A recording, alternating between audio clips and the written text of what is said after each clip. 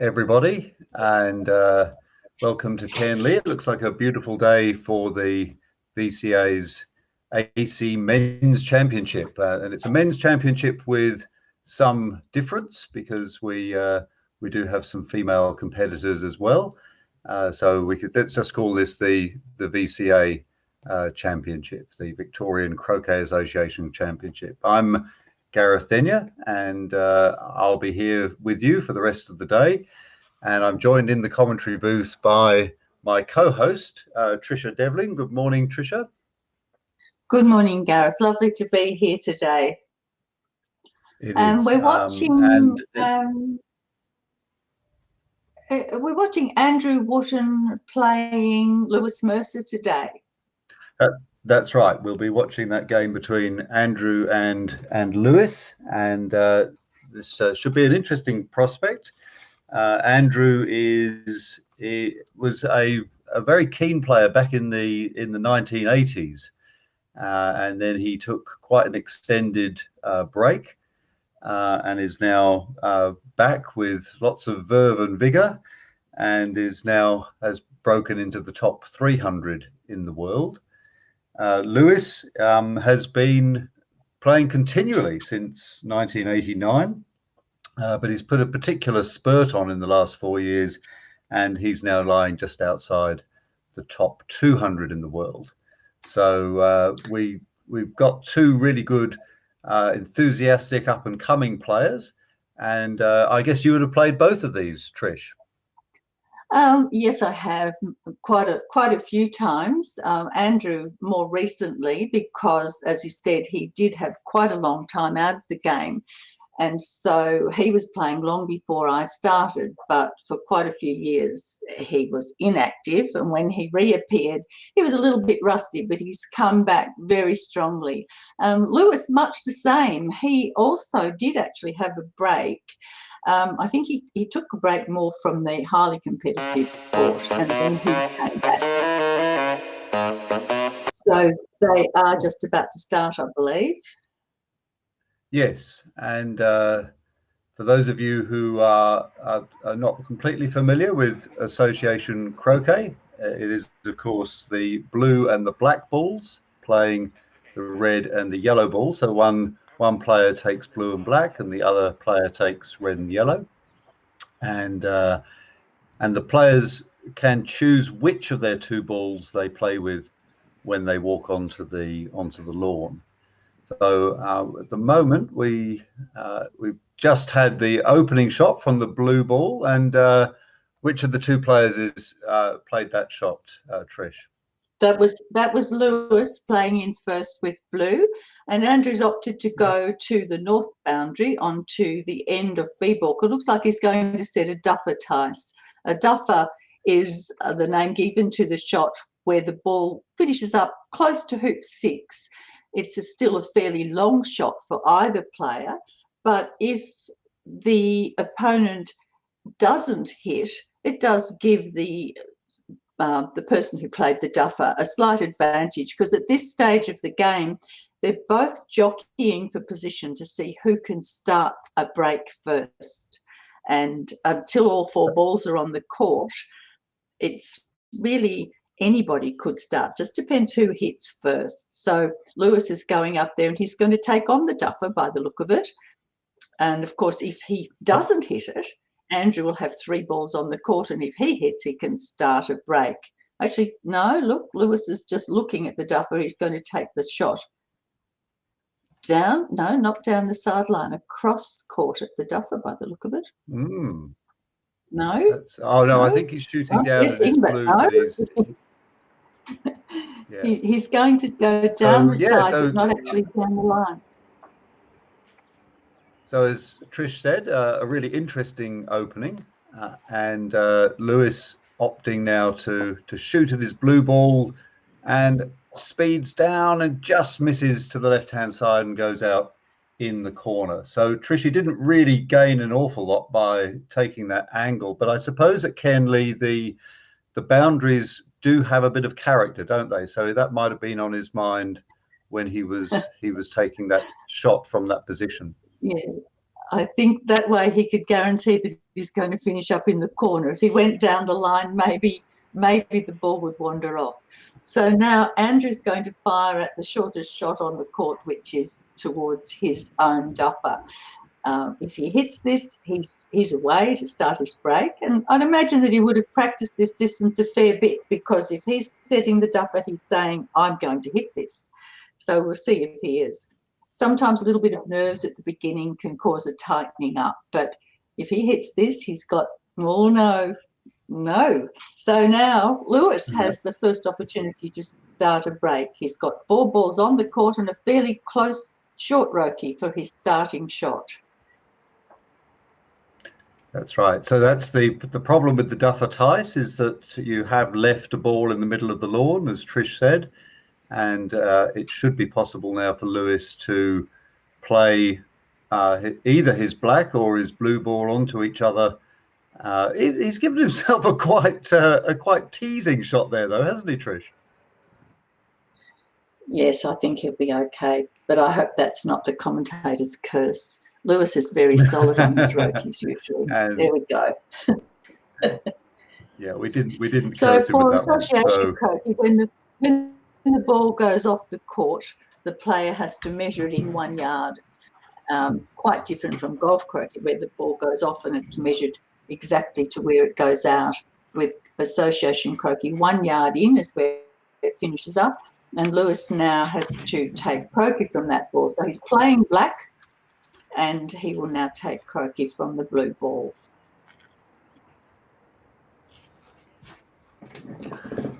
The aim all the time. And the aim here, Trish, will be to get.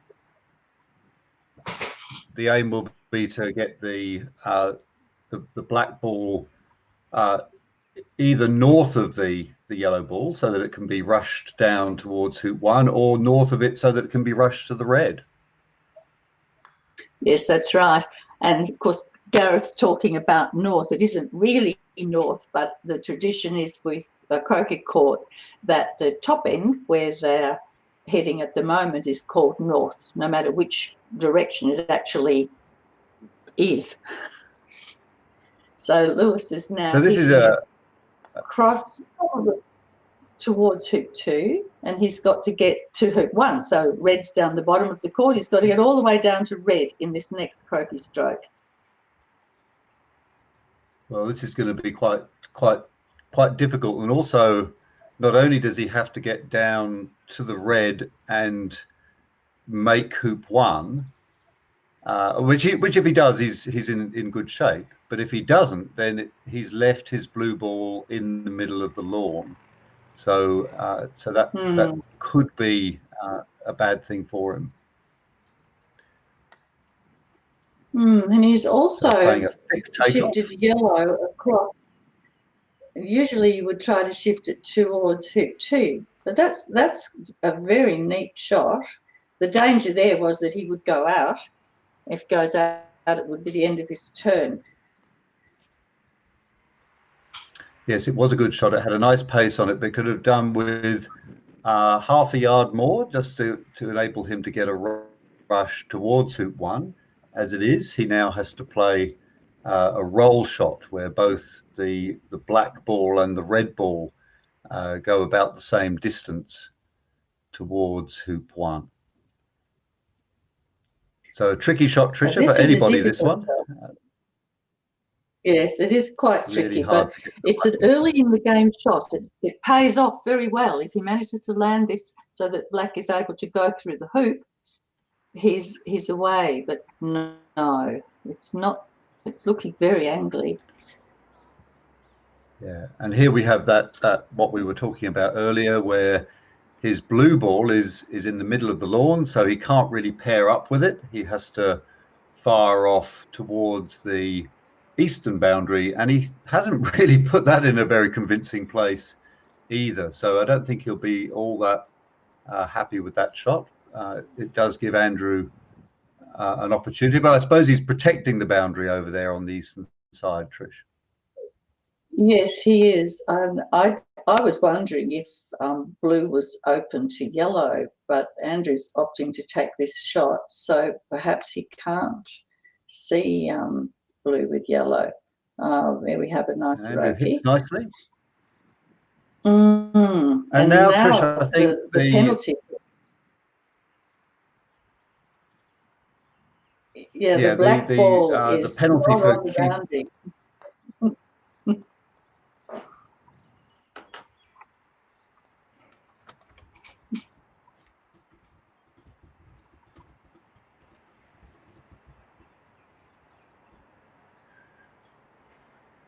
Yes, as Trish said, the problem here was that Lewis, by not putting his ball near the boundary, has left it quite easy for Andrew to get behind it and get a rush to where he wants to go. And it looks like he wants to put the black ball up towards the yellow, which I think would be a very good idea. And he does that. A nice shot. Very nice. And now black is loaded towards hoop 2, and he'll get a rush on the yellow down to hoop 1 in a perfect world. Yes, that's right. In that perfect world, that's right.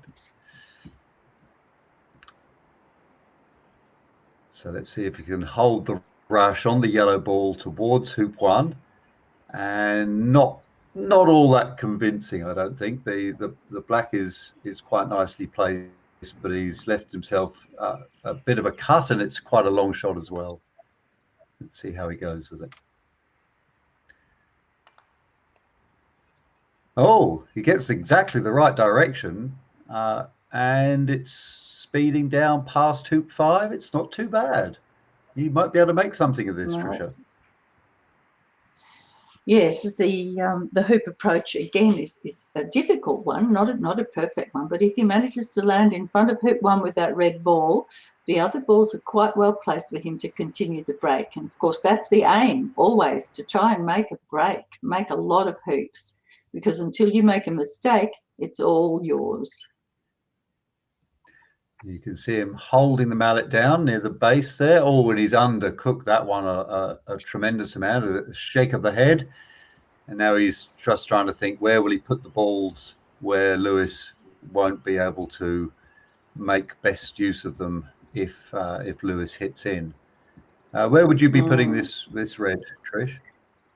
Oh, goodness. I'd be cursing, really. I'd be thinking now, you don't want to leave 2 balls near hoop 1, because if your opponent does manage to hit, you've given them the break. But he's deciding that of all the options, that's the best one. So what he's doing is guarding the boundary so that if Lewis does fire at the yellow ball, he'll finish up near the red if he doesn't hit. But it's still not great for Andrew. If Lewis hits, he's got the break. So Lewis is taking the shot at his own ball. Again, if he hits, 2 balls at hoop 1, just what he wants. Whoa. Shoots and misses. Yeah. So this is where perhaps Andrew will now be thinking, oh gosh, if I knew he was going to do that, I would have just put my balls closer together. But and in a sense, by Andrew leaving his balls far apart like that, it wasn't really stopping Lewis from making a break if he'd hit. And all it's done is made it more difficult for Andrew to pick up a break now. So I perhaps would have done something slightly differently there. But Andrew now with a tricky shot at his own yellow, which he makes, but of course now he's pushed it all the way halfway up the court. Well, that's okay. He's happy to have it up there because it's up towards hoop 2. He'll just go across to Lewis's balls now and take one of those to hoop 1. Yes. So he'll take off towards the black, and he might even try and load yellow up to hoop 2 at the same time. He's certainly looking that way, isn't he? He's looking to do a thick cut. Oh, yes. And there it goes. That's a nice looking shot. Mm. Oh, that's Andrew, going to be pretty good, I think.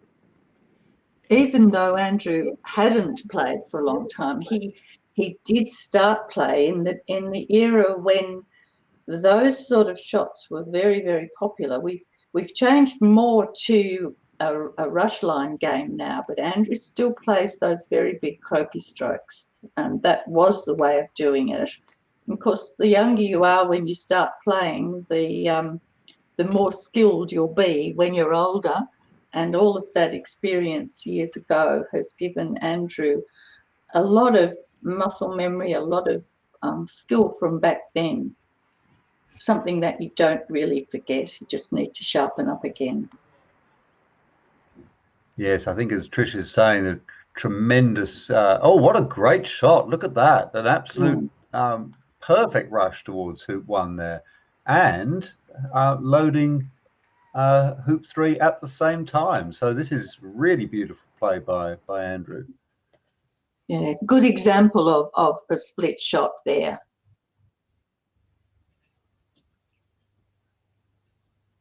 Now, where will that blue go? Is it going to trickle down to just in front of hoop 1? And it does. Beautiful shot. Absolutely perfect. If he'd been able to pick up the ball and place it where he wanted it, he would have put it there. So Andrew now should be able to craft the first break of the game. Yes, you can see from the little diagram on the screen the load up near hoop 2, a load near hoop 3. So if Andrew can get a forward rush after this hoop, it's just looking beautiful. Lovely position there. That's an amazing ratio on his stop shot there, isn't it? The blue ball has gone a long way up the court, and he's got a 2-foot shot to make this hoop, which he does, and it's in a beautiful position. And as Trish says, that blue ball will go forward after this shot, which will make it a nice pivot, I think, for the rest of the break. Yes, he'd like to get it up close to make the shot to yellow a short one, and he's done that beautifully. Yellow was a little That's a great shot. We saw a glimpse of Lewis sitting there in the shed. At this stage, he's thinking, okay, Andrew's going around making 9. And Andrew will be thinking, yes, that's my plan. I'm going to make 9. Well, there's quite a few things that can go wrong between here and the 9th hoop. And as Trish said, the blue has gone a little bit far up the court there. He probably would not like it to be quite so high, but funnily enough, it now becomes a nice reception ball as well, doesn't it? I think he would have wanted it up there. He wanted to be able to get close to yellow because yellow was behind hoop 2. He really wanted it to be in front. And so by moving blue up there, he had a chance to swap them over as he's done.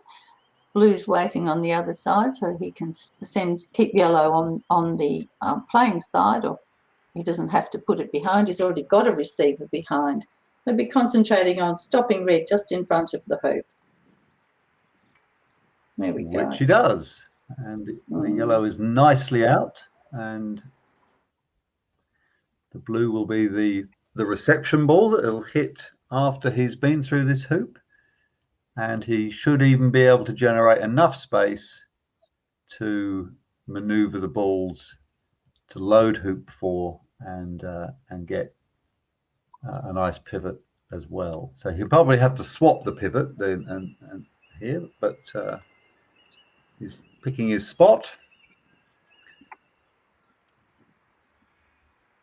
Yep, generating a bit more space. I suspect, Trish, that this blue will become the pivot ball and he'll be loading hoop 4 with the yellow. Is that what you would do? Given that his stop shot ratio is so good, he may be able to get it down further. But yes, he has the option of leaving it in the middle, which he does. You called it. Which he does. But you're right. The stop shot that he's shown us is absolutely stunning. And in fact, that was pretty good, wasn't it, to get the blue into the centre of the court like that? And now he's played that a bit laterally. That's going to be harder for him to load hoop 4. But the blue, of course, is so beautifully placed in the middle of the court that he probably isn't going to be too worried. He's playing with these sort of almost two pivots rather than a pivot and a pioneer. It's quite common early in the break. It's not in perfect position just yet, but he can slowly tighten it up. And if you've got two balls in the court and a ball at your hoop, it doesn't really matter, does it? Not early on. That's right. Yeah, and absolutely, as Tricia says, just corralling the balls in, shepherding them into the right positions early in the break, and pretty much, I think most players when they're crafting their first break, they're sort of thinking that they'll have it under control by the time they come through the middle, and I'm sure that will be the case now. Catching a glimpse of some of the play on the other court. That's Ken Bald there from Horsham and Kevin Beard playing from Essendon. Yes, and of course we've seen Kevin in action in previous KO events, both in AC and GC, Association Croquet and Golf Croquet, so he's well known to our viewers.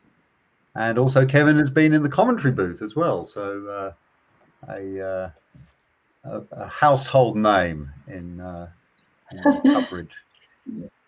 Kevin's a very highly ranked and experienced player.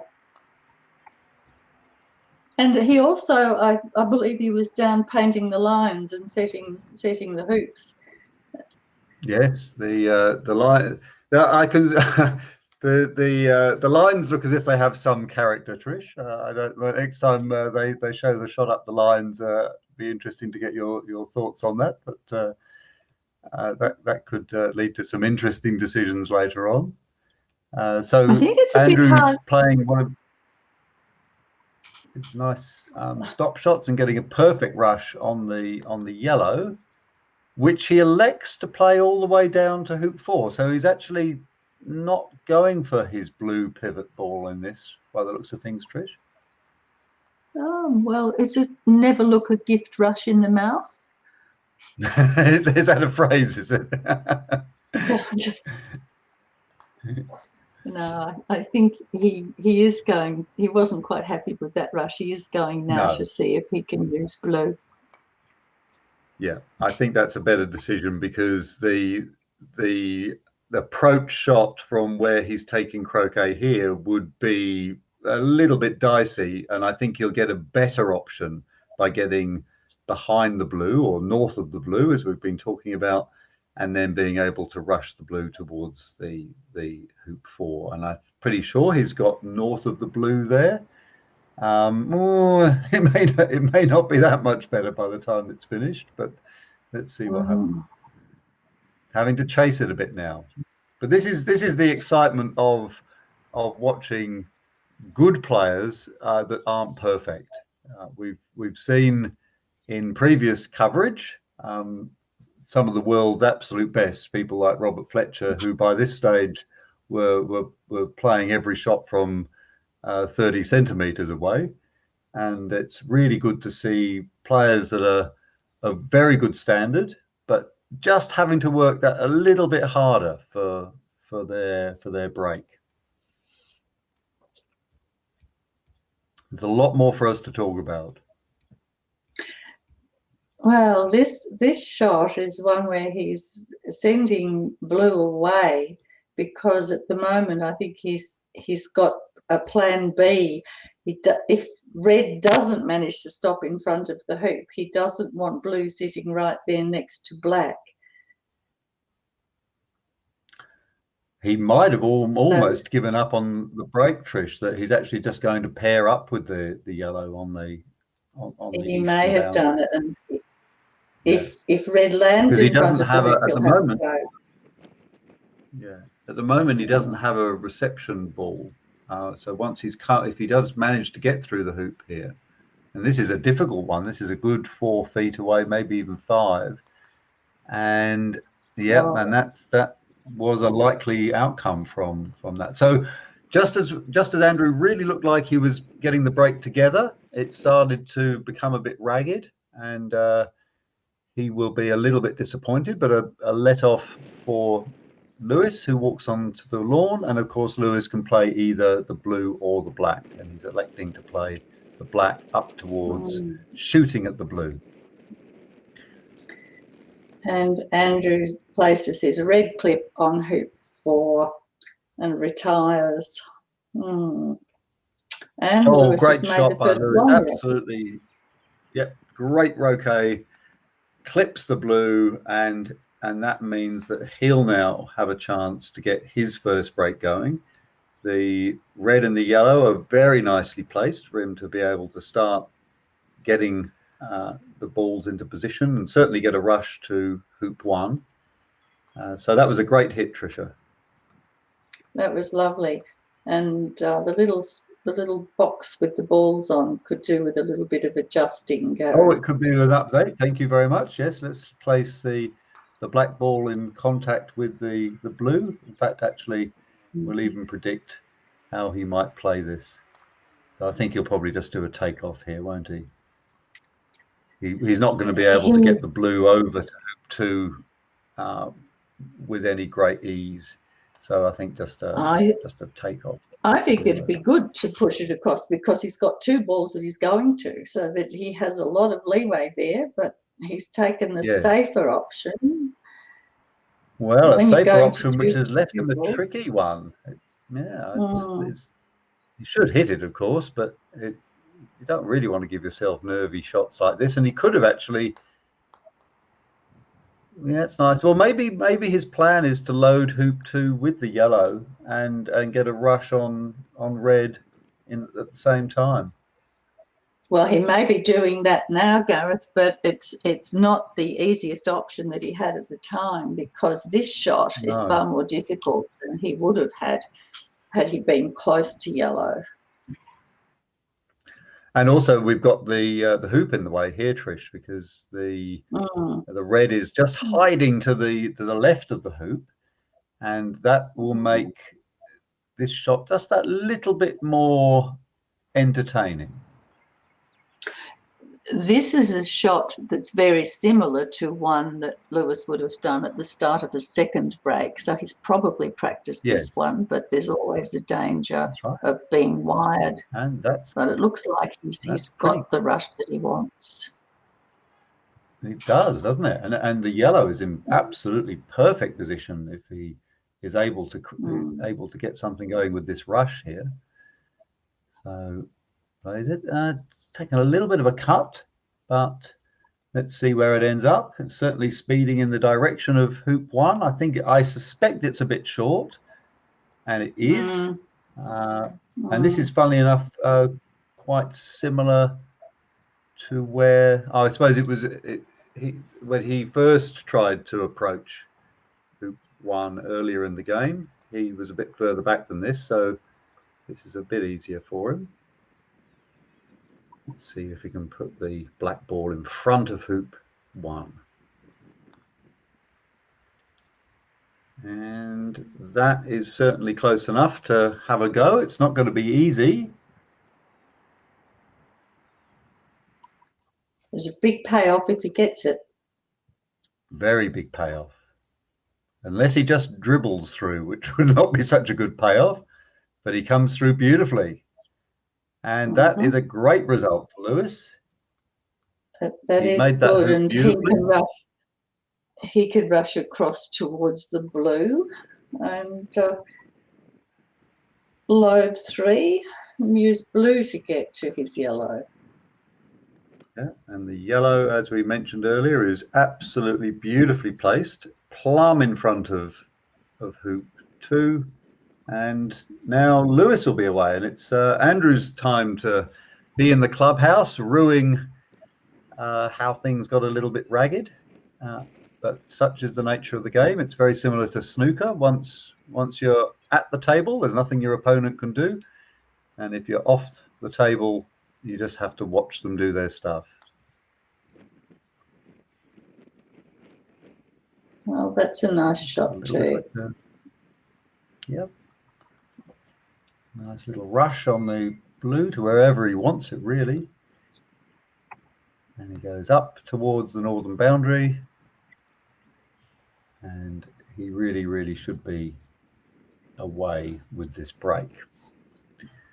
So you probably, if you're new to the game, you probably, hopefully, got the idea that the players are always wanting to have what we call a pioneer at the next but one hoop, so that they're loading the hoop +2 in preparation for going to it later on. And they keep getting into that cycle, so they've always got a ball waiting for them at the hoop that they want to make. So Lewis has a ball waiting for him at hoop 3. Of course, he's going now to the ball that was waiting for him at hoop 2. It's this very nice tight load, so it's a very simple little hoop approach for this hoop compared with the fairly ugly one he had to do at hoop 1. Lewis has just this morning already played Josh Wilson. That's a game that he lost 9 hoops to 20, and Andrew played his first game this morning as well, and he lost to Chris Grant, and that score was 10-14, so very low scoring game, that one.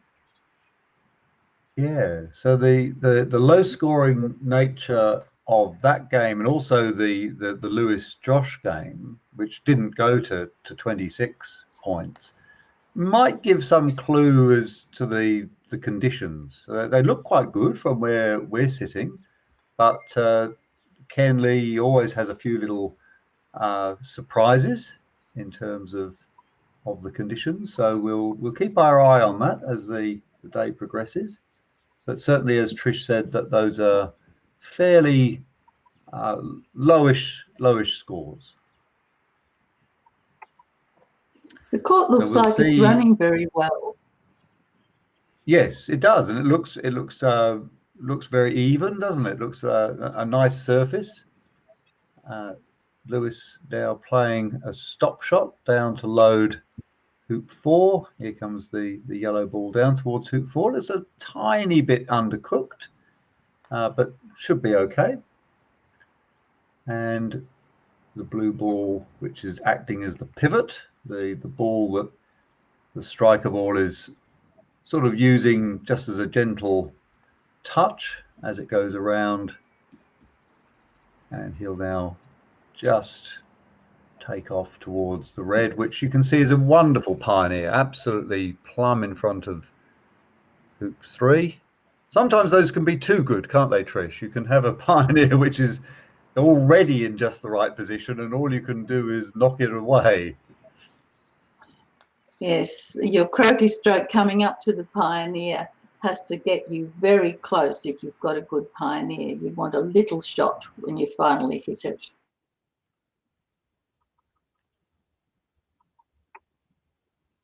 So the approach should put him just less than a couple of feet. 30 centimeters is probably the ideal distance to be in front of the hoop when you're taking a hoop running shot. And that's if you can play all of the hoops from in front this, then you must have had a pretty well controlled break. So after Lewis hits the red ball and takes croquet from it, he'll be sending red down towards hoop 5 and getting a rush on blue to tidy up the yellow. The yellow is a little bit further away from the hoop than he would like, so he's going to take blue down so that he can get a little bit closer to it. And interesting, Tricia, to contrast this position that Lewis finds himself in with the position that Andrew was in before, because you'll remember that it's very, very similar, but Andrew didn't have the pioneer. So what we're seeing at the top end there is the same, but the difference is that Andrew didn't have a ball at hoop 4. He took the gift rush that you mentioned, but that wasn't. It didn't come out, and then became very ragged after that. But this is a very different proposition. This is now one which is going to be quite easy for Lewis to really bring under control. And in fact, after this hoop, we should see the absolute classic formation of pioneers at each advancing hoop and a movable pivot. That's right. So bringing the blue down closer has made it much easier for Lewis to guarantee that yellow can be rushed closer to the hoop, so that his hoop approach is going to be from a nice position, much better than where it would be where it is at the moment. That yellow's a little bit uncomfortable out there. Now he's given himself a nice rush. Yeah, this is looking very, very neat now for Lewis. And as Trish says, the yellow ends up a couple of feet in front of hoop 4, and this means that he should be playing his hoop running shot from just a few inches, just a few centimeters from in front of the hoop. So really, really getting this break really tight now. And we will be careful not to put our curse on him, but Lewis is very good at playing nice, neat breaks. Once he's got the balls together, he is very good at making those little close hoops from little close hoop approaches and keeping the break tight. So I would expect to see him go around and make the 9 and set a very good leave. So even that little cut towards the pivot makes it so much easier, and that is his specialty. Takes him a little while to settle sometimes. As Trish mentioned, even though Lewis is now has everything under control, he has the balls on a string, people might be wondering why he doesn't just make all 12 hoops with his black ball. But there are two major reasons for that. The first is that as you go through certain hoops, you give your opponent what is called a lift, which means that they're able to pick up one of their balls and place it at particular spots when they walk onto the lawn. And the other is that sometimes croquet players don't like to take their ball all the way around, because it can then be pegged out by their opponent, and that would give their opponent an advantage, because their opponent would have 2 balls on the lawn versus 1 ball for them. So there are 2 major reasons why Lewis will be aiming to stop after he's made 9 hoops, and he'll do as what Trish said, which is to simply then put the balls on the lawn so that it's difficult for Andrew to hit, and easy then for Lewis to get going again with his second ball. Trish, I noticed that the yellow ball ended up in the jaws of hoop 6 earlier on, which is probably not exactly where Lewis would have wanted it. No, it's not nice to have your pioneer in the jaws, but I thought it actually went onto the non-playing side. I'll need to have another look to see it? Okay. Where it is. Okay. But either way, it is not in the most desirable place. He would prefer it to be on the playing side, around a yard away from the hoop, give him room to do the next shot. He's setting now to make a nice load onto 2-back, and he'll rush the red ball then up towards hoop 6. It's interesting that there's furniture in the equation now, though. Oh, it's a beautiful load on 2-back, isn't it? But and a nice position on the red, but you can see suddenly hoop 5 is sort of just annoying there. And, Yes. and there it is. It turned out to be a Yeah.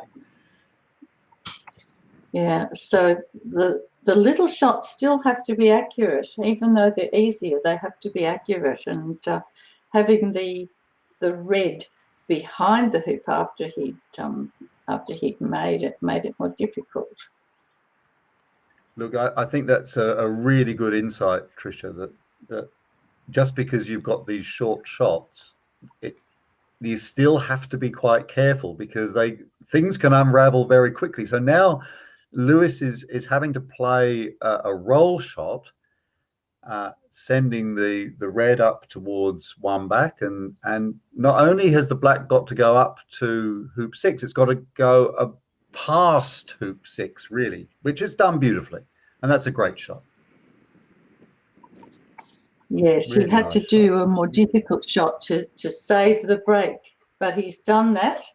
So off we go again, and now it looks much nicer. He's got to make this hoop as you say, the lower. Yeah. It was he's done a really good job of pulling them back in. He was in absolute perfect position after hoop 4, and then things just got a little bit unruly after hoop 5, but he's very quickly corralled the balls back into position, and now he's again got more pioneers than the Gold Rush, and nice easy hoops to make. Slight angle on this. Oh, that was commentator's curse. He really really was. It was funny because there was a slight angle on that one, and he just wasn't able to force it through, and that yellow, I think, has good visibility of the black. Andrew's certainly having a look. Yes, no question here. And now, Trish, is it the yellow or the red that's on hoop 4? Because I think it's the red, is isn't for it? hoop 1. No, yellow's for hoop 1, Yeah, so and there's a load on 1. Oh dear. I wonder well, this if is a Lewis classic situation. I wonder if Lewis let that thought go through his head when he was approaching hoop 6, because a little bit of lapse of concentration there, because it really did look like black could quite easily go through hoop 6. Well, it's a really, really amazing spot where croquet games turn around is in this sort of one back hoop 6 area, where as you lay out the break to continue you going round anti-clockwise, if you mess up, then suddenly it becomes easy for your opponent to make a start going from hoop 1, hoop 2, because it's a mirror image of the way that the balls are laid out for your break.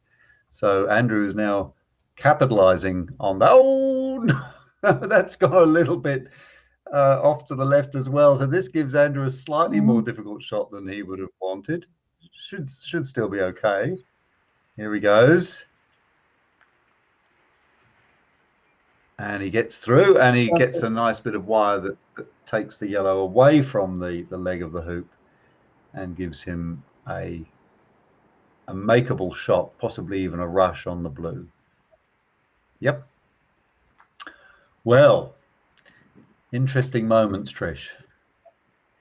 That was a nicely executed shot, that last one. He was a little bit hampered, but you saw that he bent his knees and squatted down so that his backswing, even though it was hampered, was enough for him to be able to send the blue well forward, and that allows him to make a slightly easier shot getting to the black ball, because he needs to be able to send black further north, because red, even though it is a load for 2, it's on the wrong side, so he would prefer to be coming in from the north. Yes, and he won't be coming in from all the north that he would have liked, but high enough up perhaps he's able to take off, and he should be okay. Yes, and it doesn't matter that he's left black and blue close together, because it's his turn, the balls are his. So even though if Lewis was able to get on, he's got an easy shot, Andrew has no intention of letting him on. He's simply going to make this hoop and then go and use those two balls. That's right. So a lot of beginners in association croquet are often very worried about leaving their opponent's balls paired up whilst they're on their own break. But in fact, as Tricia has said, you really want to be aiming to use all four balls while you're making your break. So really, it's almost irrelevant whether or not they're your opponent's balls or your own. So a good tip there from Tricia.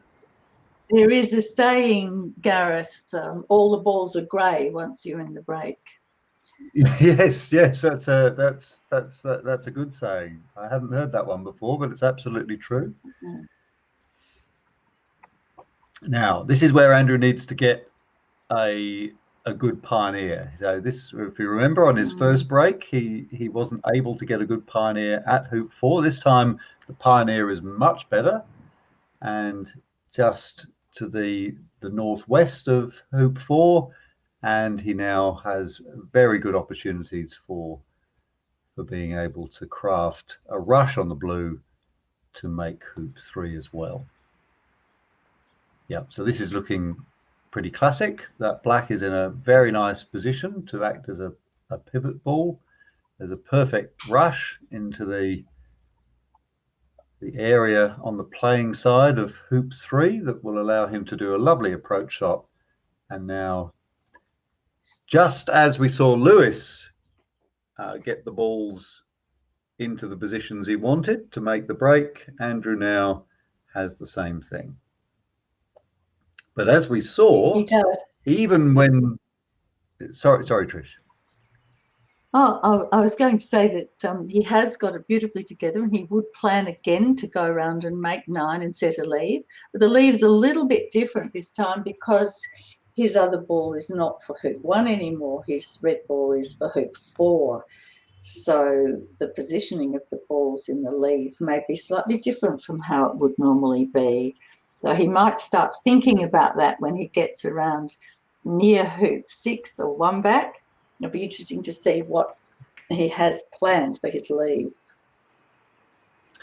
And that's a very good point, Trish, because sometimes when you're making a break like this, you're really concentrating on getting the pivots and the pioneers and the reception balls all into the right spot, and you often realize a little bit too late that things are not standard. That in fact you need to set a slightly different leave to the classic leaves that you would do after a normal first break. So I think that's a really, really good point, and it's something that you can often tell that players have sort of forgotten to do. The other problem is that if you start thinking about it and your head's working on what your leave is, then something will go wrong with the break. So exactly, concentration is so important in this game.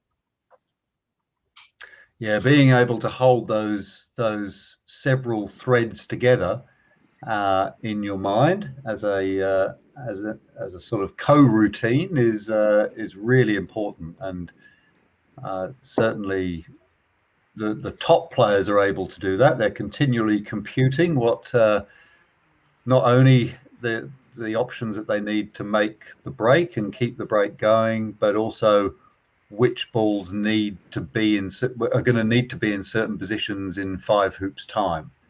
And that is one of the great things that really distinguishes some of the great players from the merely competent. And it keeps everybody interested in the game. We keep coming back for more. That's right. So it's these layers of the game that reveal themselves as you move up to higher and higher levels, and things like deciding, oh, I mean, we're only on hoop 3, but where should I be thinking that the ball should go after hoop 9? It's as Trish said, it's those little nuances about the game which really keep you interested. We're just watching there, Gareth. That red one is a little bit deep for the load for 6, which is the same thing that happened earlier for Lewis. It must be a little bit fast going up the centre. Yep, that's right. Possibly slightly better for Andrew because it's actually to the side of the hoop rather than right exactly, sort of through the hoop, which made it a little bit more tricky for Lewis. So but this is looking pretty good for Andrew. It is. He needs a little bit more room for the croquet stroke now, so he's rushing the blue down a little bit to give himself some room for the shot. And I think he's going to send that one up the court either as a pivot or a load for 1 back, whereas Lewis loaded 2 back from here. That's right. He's got 3 choices here. He could split this over to as a load to 2 back, make it a load to 1 back, or make it a pivot. And it's sort of pivoty. I don't know whether pivoty is a real word, but I don't think he quite meant that, whatever it is. But his main aim now will be to get in a position where he can get to that red ball. Yeah. And that's not ideal because it's going to be difficult for him to load 2 back and get on the rush line for the red. So it's actually very similar to the shot that he played on hoop 3 in his first break, where it was the result was a bit flat, and he's not able to have an angle on the split shot that will allow him to do both the load and get into position on the red. I think he's just going to get that red. He's going to focus on getting a better position on red. Yes, that's the priority. There's no question about that. The pioneer can wait. The absolute priority is getting position on the red. And of course, as Tricia has mentioned earlier, having the blue and the black balls close together, like the way they are now, gives him a very nice opportunity for a rush. Having gone to 1, it's very easy to get a rush to 1 back on the other. And playing with partner ball at the moment, he can load red down to 2 back. Yes. I was going to mention that classically players like to make 2 back off their own ball, their own partner ball, and Andrew will certainly be able to do that. He's just picking the spot where he wants to rush the red 2, which of course is where he'll play the croquet shot to get to 2 back. And that's the spot that he was looking at. Strides up there with some purpose to play this classic. He would have picked the spot which just gives him a nice relaxed sort of drivey stop shot, this sort of natural shot that just comes off the bat and will place the red as the pioneer at 2 back. But as Tricia mentioned earlier, the leave is not absolutely standard. So even though most of the time players are looking to have their own ball down at 2 back, that's gone a bit long actually, Trish, that one. Has it? Things are mixed up a little by the fact that his other ball is currently, the clip is on hoop 4. I'm surprised he's so close to the blue. If red's gone wayward, he needs a little bit of room after 1 back to get back to the black. Oh, we are. He's got the rush. Yeah, the rush from the blue. And the blue speeds Very its nice. way to in front of one back, and that's a great result. So the playing surface looks nice and true, Tricia. So I think I don't know about true. It looks fairly fast, Gareth. so I haven't seen too much wobbling. Well, some of those loads to 6, I thought. Yes, and also the load big. to 2 back now is a bit long as well, isn't it? Mm-hmm. So Andrew needs a little bit of room now so that he can load down, well, presumably to 3 back with the blue.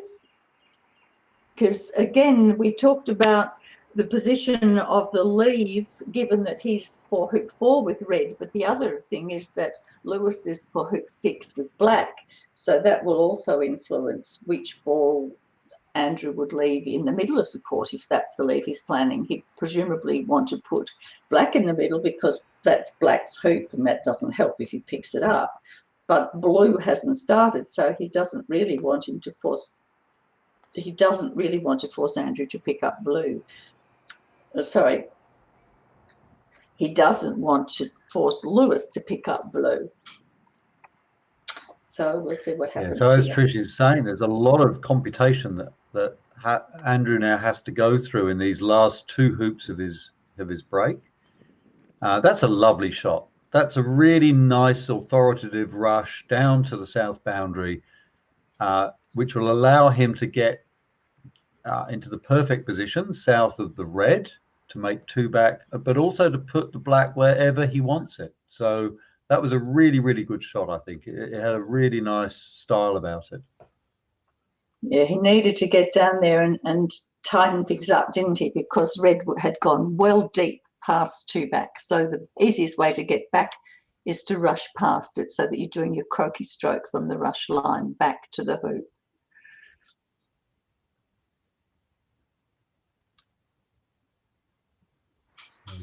Push the black towards 3 back. A nice, very nice stop shot. He's got a very nice ratio on his stop shots. Mm-hmm. It's looking very smooth, but he's doing a lot of thinking about where these balls are going now. You can see him looking across at the other ball all the time, checking.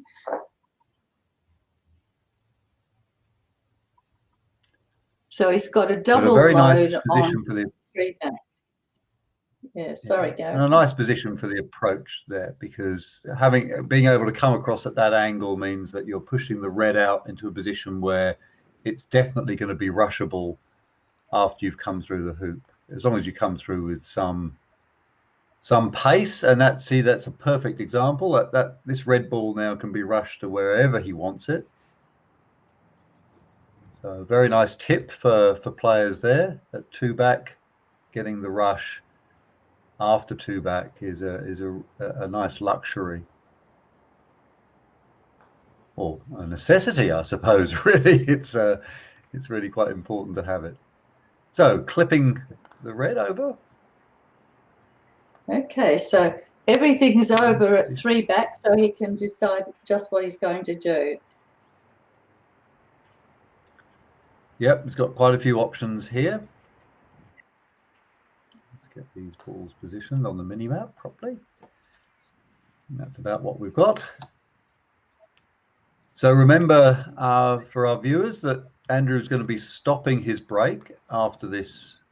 He's made this hoop, and he's going to be trying to not only leave his own 2 balls, his red and yellow balls, close together, and his opponent's balls far apart, but he has to do an additional thing, which is take into account that Lewis will be able to pick up either his black or his blue ball and place it on the southwestern part of the court or the northeastern part of the court, what we call the A and the B balks. So there's quite a lot of things that he has to do, but then in addition to that, he also has to pay heed to what Tricia was saying earlier about the which balls he doesn't want Lewis to pick up. So quite a lot of things for him to think about. So we've got black in the centre. Yeah. And a rush really towards nice 3 back. Yeah, that's fallen a little bit short. You'd like, ideally, when you're playing the hoop approaches, you want it to be doing it from in front of the hoop rather than having to come in from the side like this. But even so, I think that this is still pretty good. Yes, I think he's planning to load blue across towards hoop 2 afterwards and leave black in the centre of the court. Yes, black will be left in the centre and blue will be pushed out. Well, either possibly because of the red clip is on this hoop, you'd probably be leaving the blue on this side, Trish. Oh, well, he wouldn't be doing that. No, he won't be doing anything. And that is such a trap, isn't it? He was thinking of just getting through so that he could hit blue across, and so he didn't hit hard enough. His attention was on getting just through instead of on getting through. That's absolutely correct. Three back is often known as the cursed hoop because people are trying so hard to get a particular outcome with the striker ball. They don't actually make the hoop. Often you really want a good rush out of 3 back, and in your efforts to try and craft that, you can find that Mr. Blobby comes to visit. So Lewis does have the option of taking a lift still, but he's obviously going to take the short shot. He doesn't have to take the lift. That's right. No. So but he took his time to check out the position of each of the balls. And which ball is he playing with, Trish? He's playing with the blue, but I think it was the black that he started making his first break with, wasn't it? Yes, the blue is the hoop 1 ball, and he did go and look at black because he would have been deciding whether or not black can be rushed to hoop 1, and I think the answer is no. I think he might have to rush it back towards yellow. Yeah. But yellow's in the jaws, isn't it? Or maybe he is just taking the black as close as possible to hoop 1, because if yellow's in the jaws, it can't do anything. Blue is king. Yeah, this is a very tricky rush. As Trish says, the peg's in the way, and I think it did clip the peg. But regardless, the black is now down near hoop 1, but not in a great position for the approach shot. He will have to be careful here because... Sorry, Gareth, I'm just going to say he will have to be careful here because if he does decide that he can't run the hoop, he has to make sure that red has a ball to hit at, because it's not going to be able to hit the yellow. And if he hides the balls behind the hoop, it will give him a lift. He's pushed that into a position where he can't make the hoop. So as Trish said, he's got to be careful that he gives red good visibility, which he has, and he does a wide-ish join. This is not good. Because Andrew he's playing red and there's a ball at red's hoop. And Lewis has the red hoop, yes. Oh. Yep, you're absolutely right. If Andrew hits the black or the blue here, He's got a beautiful break to make. He can even make the break whilst peeling the yellow ball as well. So it could be the start of a quadruple peel. Oh, that looks good. It's on target. Ew, no, it just skews off to the left. Oh goodness, Lewis was lucky. Lewis was lucky to get away with that. Yes, he was. He was. That was, if Andrew had hit, he would have had a really a straightforward setup for the next break. So Lewis will come back onto the lawn with a reasonably easy roquet to start off with, but not an easy break to make. Although, of course, he could elect to play with the black. He doesn't. He plays with the blue.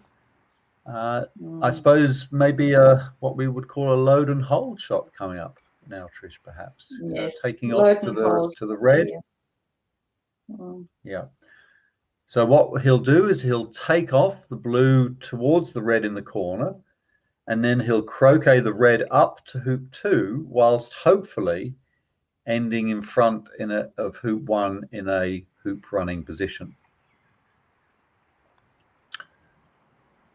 So that's the first part executed. A big tick, an easy shot on the red. And the crucial shot is coming up. This is the one where he needs to load hoop 2 whilst getting position in front of hoop 1. And this is a shot that a lot of players practice a lot. This sort of load and hold from the southern boundary. It's quite frequently encountered in a game, particularly at this hoop. The black ball is still fairly well beyond hoop 1, isn't it? If he fails this positioning with blue, I'm not sure if he'll still have anywhere to run to. It might be back the same as it was before. Oh, yes.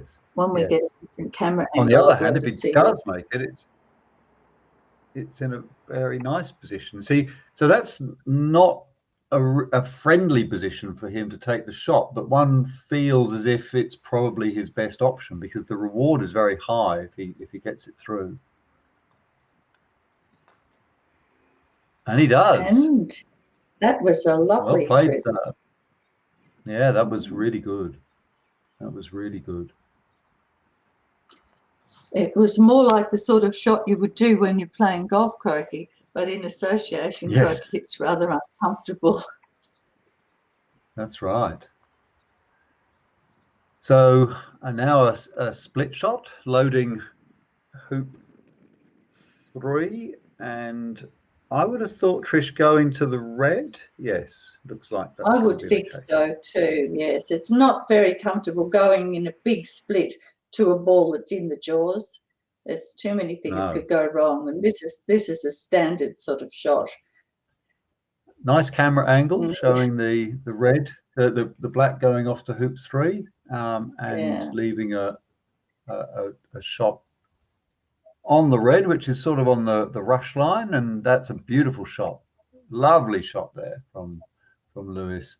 Absolute perfect positioning on the red in front of the hoop. Oh, in fact, it's actually turned out a bit worse.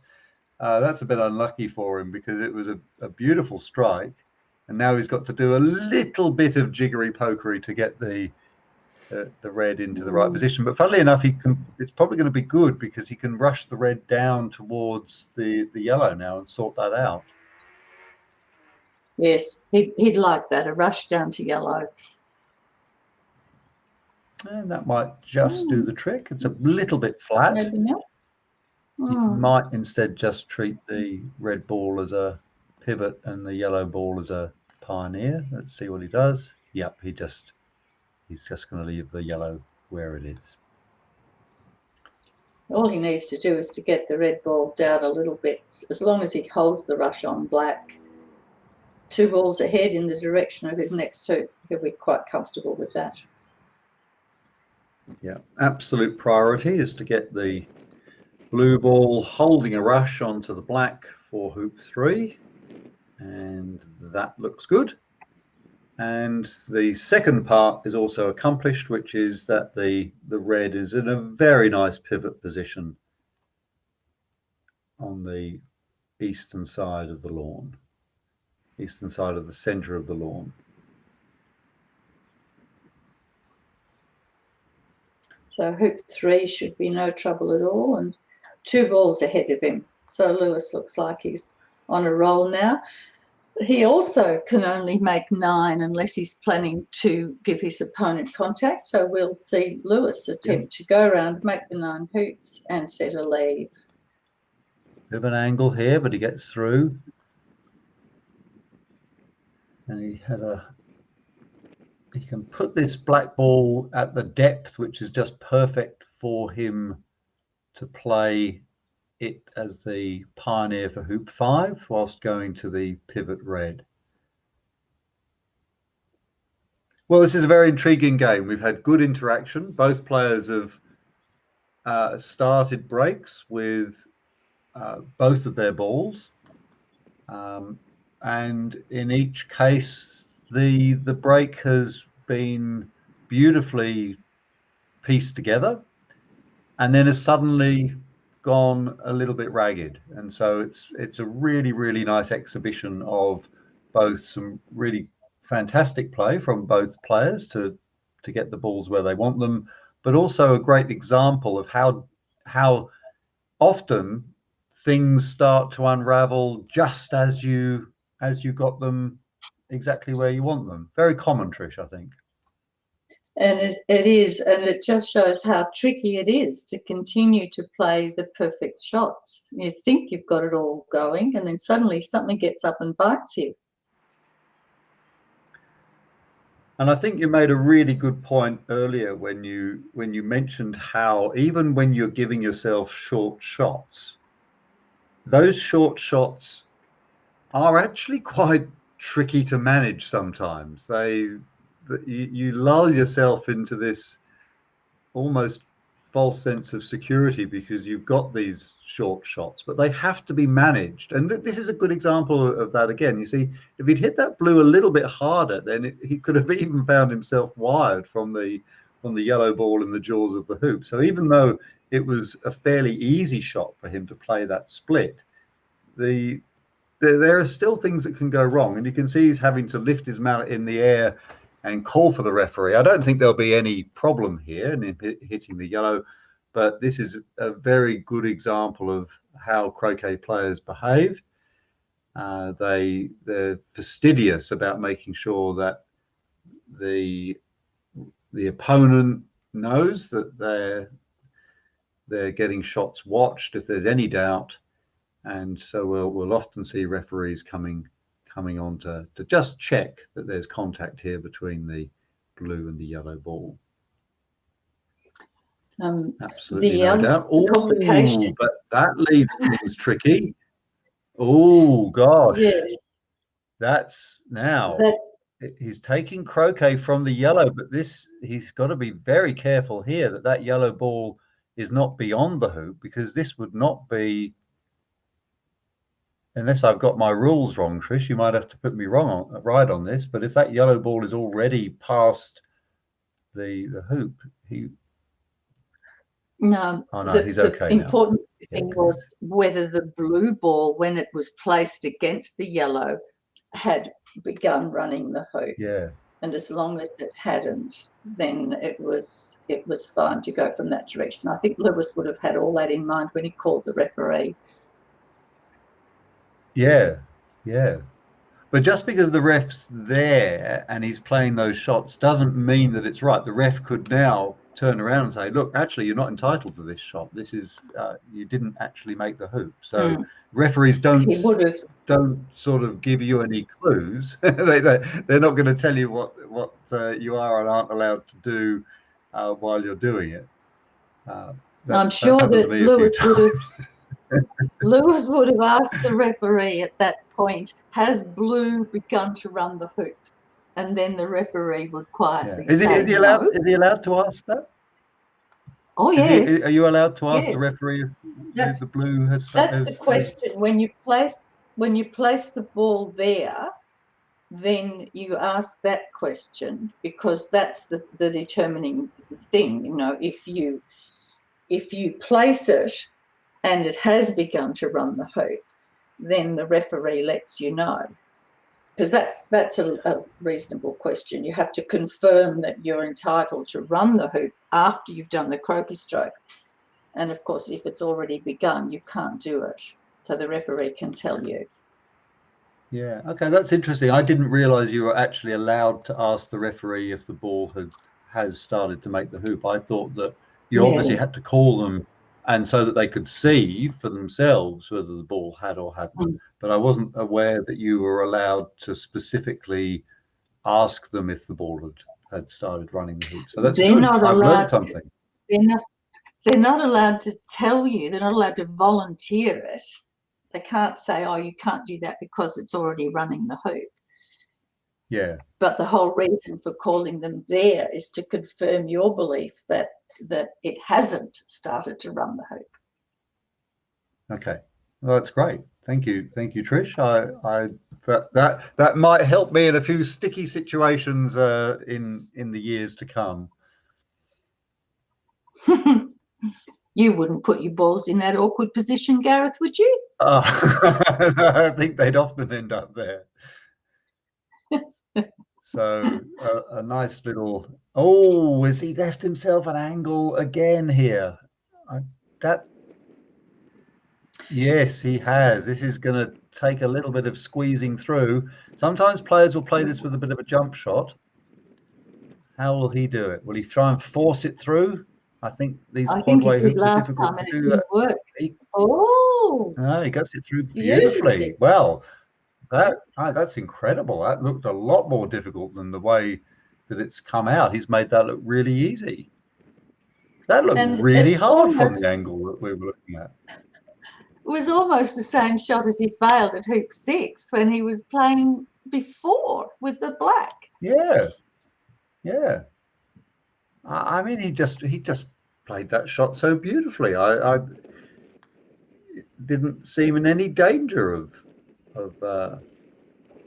not getting through. Now he's played that black off to the western side of one back as the pioneer, which isn't a brilliant spot for it, but he's got very nice pioneers and pivots apart from that, so I don't think that'll be a problem for him. Trundling the red ball. The red ball is perfectly placed for him to take the croquet stroke to get the rush on yellow, and he can send red across to improve things on the way to black. Double load. Yes, he might choose to double load one back as well. He's just sending a flattish pivot back between hoops 6 and 1 back, and as Trish says, getting a nice rush on the yellow. And of course, as you remember, this is where he put down his break with the black ball previously. So he'll be hopefully being able to put that out of his mind as he comes to take this approach shot.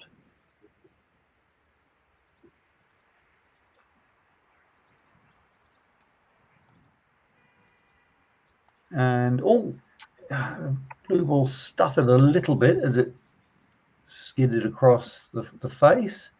So slight angle again, just like he had before. And through this time without any trouble at all. So I think that makes the hoop count extremely similar. We are, I think, about 11 all now. Not that that has an awful... croquet players don't tend to start thinking about the hoop count until it gets quite near the end. They're really more thinking of how far in general terms each of their balls have advanced. But a load now. This time the load is with the opposition ball to 2 back. The games in this event are 2.25 hours, I believe. often games are either untimed or 3 hours or sometimes 2.5 hours. But if there's a lot of games to get through, they can still be ranked games at 2.25.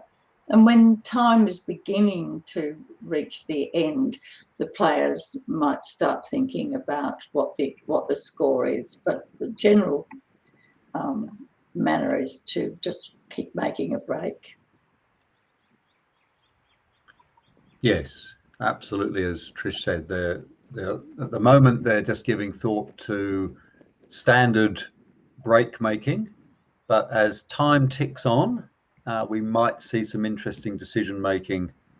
The games are 2.25 hours. That we'll explain a little bit more about what happens when that 2.25 hours is reached, if we get to that stage. But this is looking very, very nice for Lewis now with his blue ball. He's got a nice pioneer at 2-back, a lovely pivot ball with the red ball, perfect position with the black in front of 1-back. What could go wrong? Apart from the commentator cursing, nothing can go wrong here. This is a classic structure.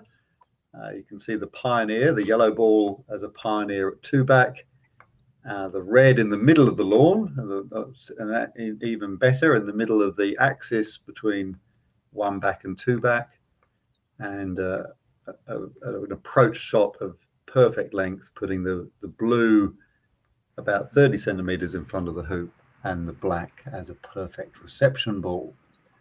So you notice as Lewis did the hoop approach there, Garrett, the blue ball was beautifully positioned in front of the hoop, but he still backed up to stalk the ball so that he was walking in the direction that he was going to be hitting. Yes. And a mistake that many of us often make is to treat those short shots with less love and attention than we should be. We don't stalk, we don't take the time, and we pay the penalty. Now, an interesting thing here, Trish, is that he's putting his black ball not as a load for 3-back, but instead putting it to the side of the peg.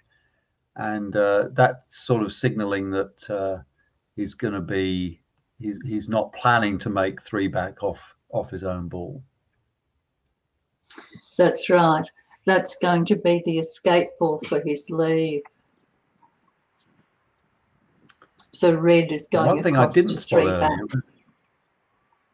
Yeah, I didn't spot earlier, Trish, that the yellow ball was actually in the jaws of 2-back. I thought it was beautifully placed, just a couple of feet north of 2-back, but in fact it's in the jaws, which just makes things a slightly bit more tricky.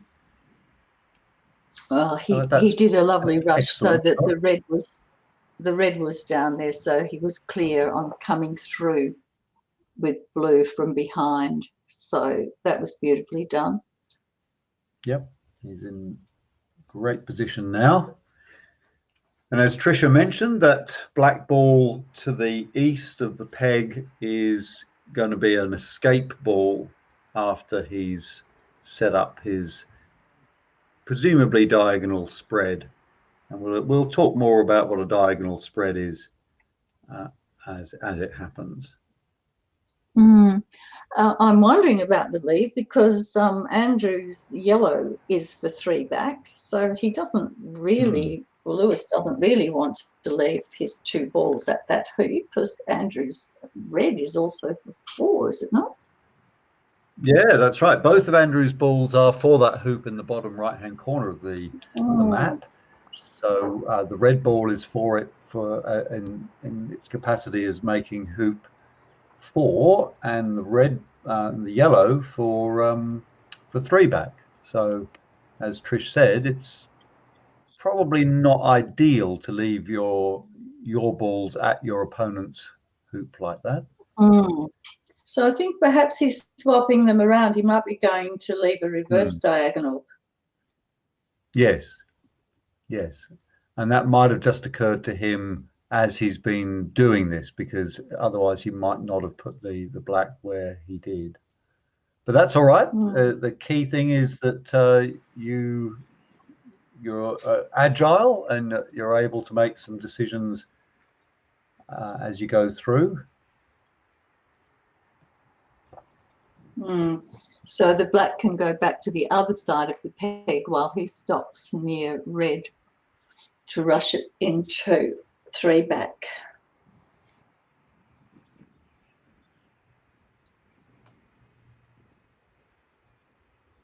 Oh, it's a really, really intriguing game. Both players getting some good break play, both players having to pay attention, some interesting options with the leaves. And that looks a little flattish on the blue on the red. It doesn't give the blue a perfect rush up towards 3 back. It means he's going to be taking this approach shot from about 2 yards to the side, which is always a little bit hairy. He should be able to do it okay. Especially, see what happens. Especially on this court, Gareth. That this yeah.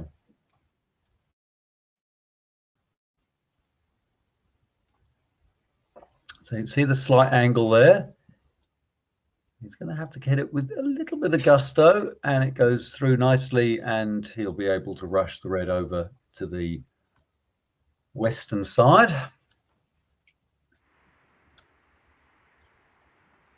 I really thought he would be leaving the red there, so we'll see what happens now. Oh, he is swapping it over and then presumably send it back. Yeah. Send it back again. Yeah. So a rush over to the western side, and probably followed by a croquet shot, sending it back over to the east. The red ball seeing all parts of the court in this little maneuver. Now, of course, the key thing is that it gets position on the yellow. Yeah, going up to yellow.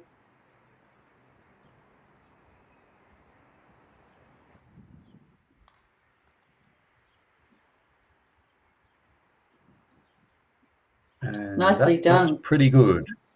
Yeah, that looks pretty good. He'll be able to position the yellow now by the peg so that the red can't see the yellow. And then he'll be able to retreat his black and blue balls. Oh, no! Oh, my goodness. He's missed an absolute tiny roquet. But it often happens, Trish, often happens when you're trying to play a really gentle shot. Yep. Yes. Yep. That's a very, very common thing to happen. Oh, dear. Well, Andrew has a lift if he wants it, but I think that we can surmise that he won't be taking it.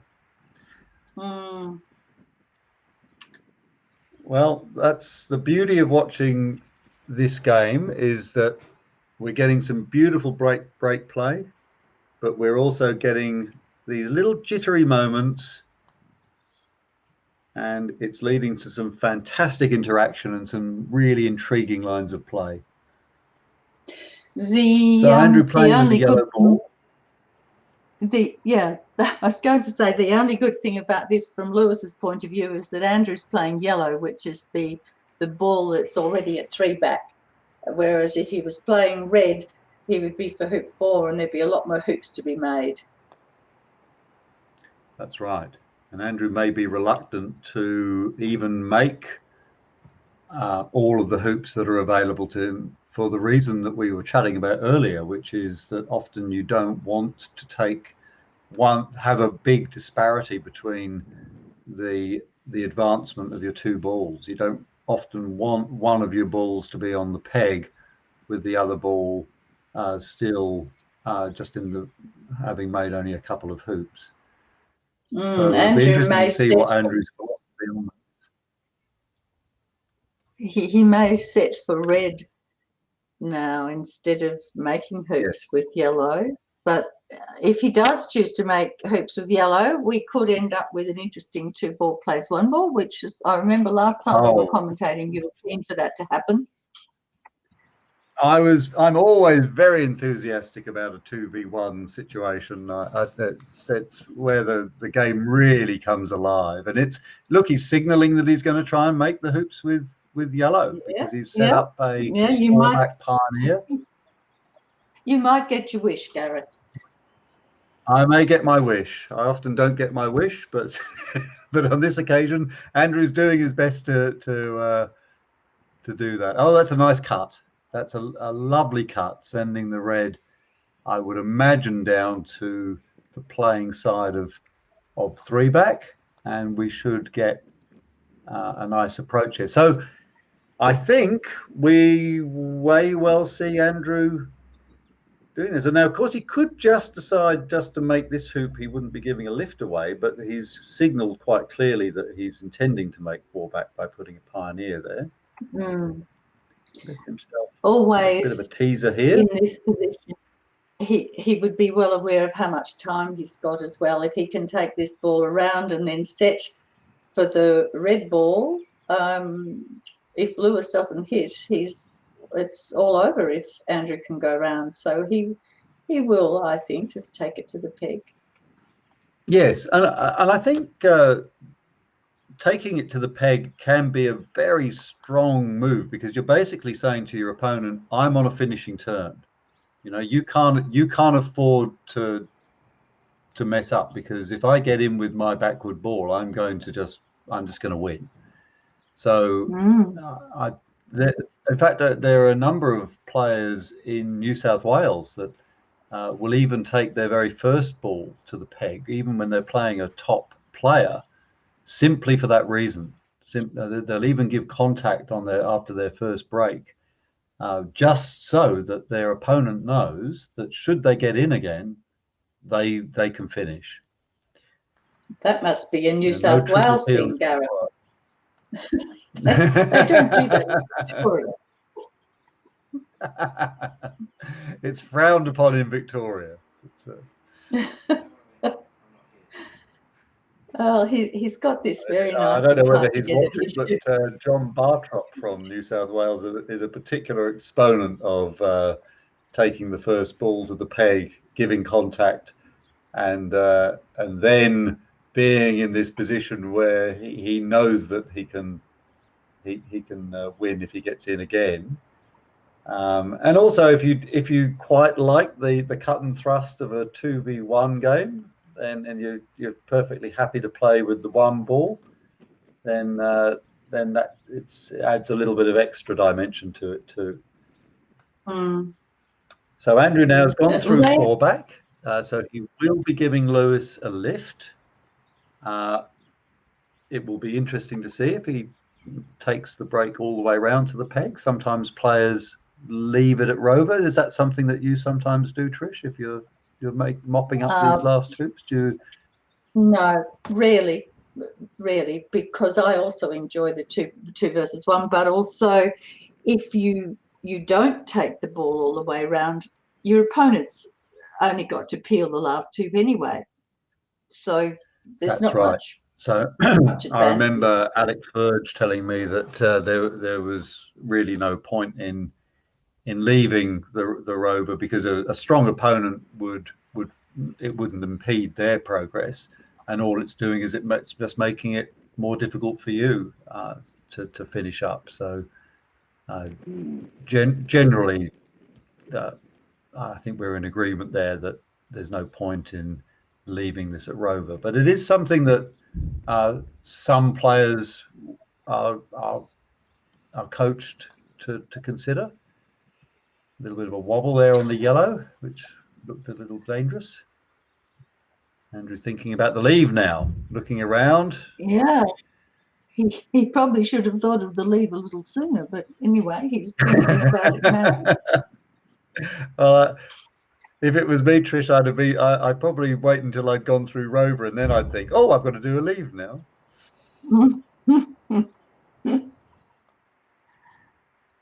Well, I'm trying to work out what the leave could be, because Lewis is for 6 and 4 back. And so if Andrew could manage to set a tight cross peg leave, black and blue in the middle, then Lewis would have to leave one of the balls there. And so Andrew would then have a much better chance of setting off again instead of having balls on the boundary. So, yeah, we'll see if he can engineer that. He's got them all together there at the moment. Yes, he has. It's. I mean, a cross peg leave is a really good utility leave, isn't it? You're always going to get a rush to somewhere if whatever your opponent picks up. But easy to get wrong, and because by definition you're not getting the distance. The disadvantage is that in this case, blue would still be in the middle of the court if Lewis picks up black, and of course black is for a middle hoop 6. Yes, and he could use Lewis as the pioneer. So yep. We'll see what Andrew's decided.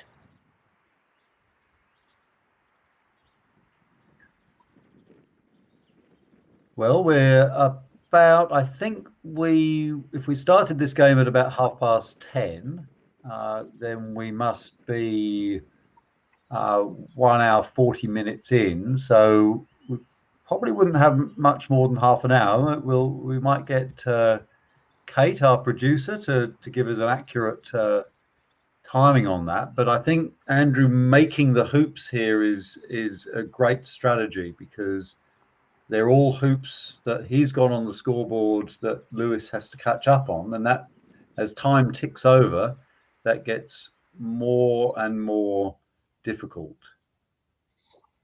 And the important thing there is that Andrew has only one ball that he has to take around, and Lewis has 2. That's true.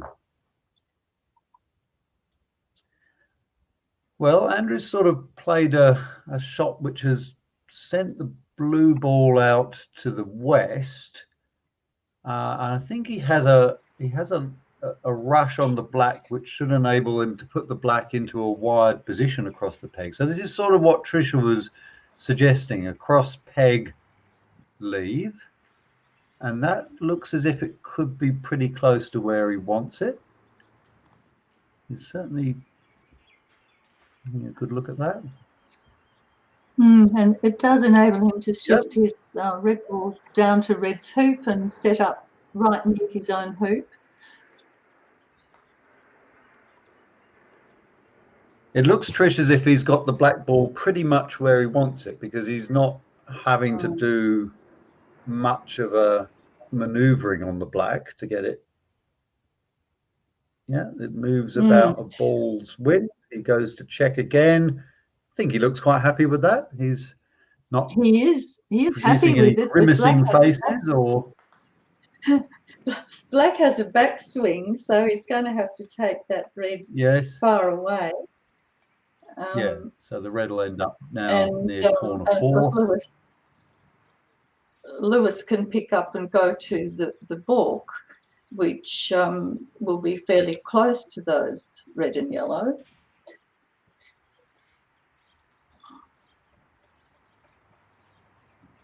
So he'll be aiming to leave a single ball target. A single ball. But it'll be a shot of some 13 yards or so. But as Trish says, it's important that he doesn't push the red and the yellow too far up the lawn, because then that will make it a shorter shot for the black. And that isn't going to be 30. Oh, he's going to leave this quite short. Oh dear, no, that's really looking now like a 10-yarder. By putting the red there and the yellow even 2 yards west of it now means that the shot, whether he takes it from the end of a balk or whether he takes it from where it lies, is a fair bit shorter. Well, that's interesting, Trish. He's very quickly taken the black ball, picked the black ball up and taken it to the end of B balk. Very interesting. he's decided early on that he's not going to fire at Andrew from the shortest distance. Yeah, really interesting option. Well, Trish, we've got our next commentator, Pete Landreeb, about to come on. But I tell you what I'm going to do. I'm actually going to leave you and Pete to do the next few minutes while I take a little break, and then when I come back, I'll stay on with Pete. So I'll leave it with you and Pete to see what happens as Lewis takes this lift shot. Oh, thank you, Gareth. Hello, Pete. Hello, Trish. Good afternoon. You've joined at a very interesting stage of the game. I have, yeah. I joined and watched the break of Andrews unfold and get together a lead that was looking pretty promising. But as you and Gareth said, the last couple of shots left a short shot, which was turned down. But it doesn't matter when you hit this one anyway. No, that was an interesting choice, but Lewis obviously felt quite confident about the distant Croquet, and he must have thought that he was giving too much away if he fired at red and yellow, which are near red's hoop. But it still, to me, seemed like, gosh, that's a mighty long shot. Yes, yeah. Sometimes the ground you're going over can, persuade you that it's a nicer shot, but some people just don't feel that comfortable. Even though the shot's a lot shorter by 4 or 5 yards, they're not comfortable where the miss ends up and giving them the other ball to work with straight away. So anyway, he's hit it and he's got control of the lawn. So it's going to turn out to be quite a close match.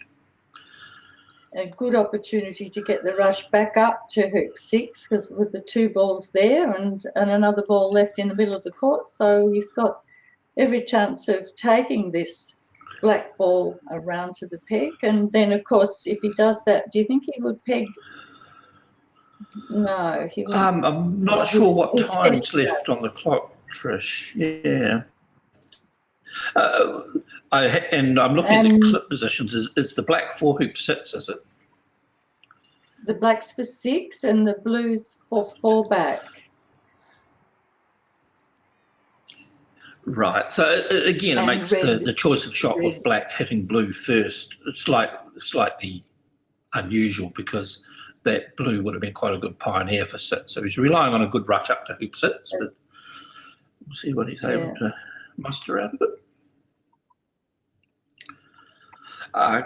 We have a message come through that there's about half an hour, maybe a bit longer. So the break from hoop 6 to the peg is probably a good 10-15 minutes play. So it'll be dicey if he pegs him out. It'll be certainly please Gareth. Gareth will be racing back if it is a 2v1.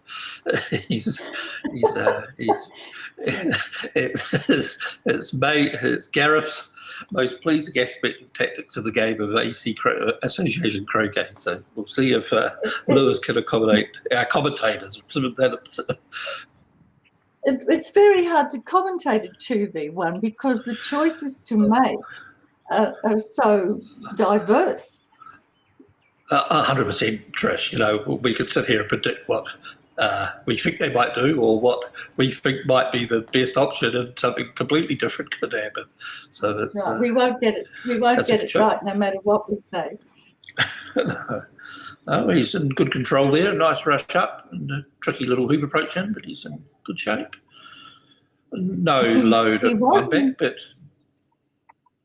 I was about to say he was in this position early in the game. That's why the black clip's on top, because he attempted to hoop from about that position and put it back into the jaws just like that.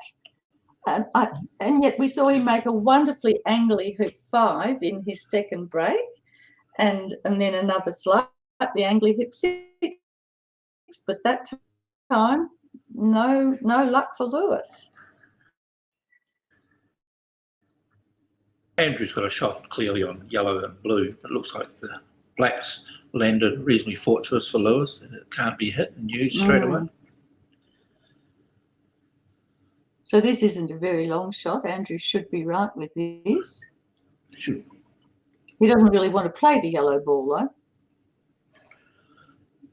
though. No, but control of the lawn and be able to use all the balls to set some sort of leave will be handy enough. Quick glance at the watch there, so Andrew is well aware of what time's left. Yes. So he's now got to think about where to set. And the red ball's down near red hoop, is it not? Red is down near red's hoop, yes. And black is a bit of a dead ball, so he may not even feel like moving the black at this stage.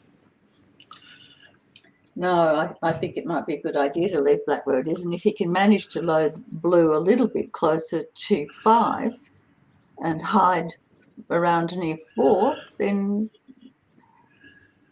maybe not quite that far over. No, because he's going to have to probably move black now, because it's a free shot up for blue through black. Mm. And he was looking along there. He was looking along the line. I think he was looking at a wide spot for red. Yes, I think you're quite right, Trish. It's, I just, if you've got all the balls at your disposal, you don't want to give your opponent a shot that's under 20 yards, and that blue on black is, certainly short enough that I don't think Lewis will be making many options but shooting blue at black. Mm. Well, Andrew's making it that he has to. Yes. And is black actually in the jaws? He's not giving him a lift, is he? Black is well proud of the hoop. Yeah, we haven't had that close up, but it looked like the black was on that left leg. Yep. Of course, if black was actually in the jaws, Lewis would have a lift, because blue, he would be Andrew's responsible for blue, even though he's not responsible for black. But it'll be an interesting one. He may be able to hit both sides of that black. That's all. Yeah. One gone a little bit wide for Lewis, but and this will just rely on Andrew being able to get some sort of control out of hoop 4 to hoop 5, and he should be home and hosed. He should be. Well, he's got a nice direct rush to 4, so he should be able to control the rush outwards after 4. Yes.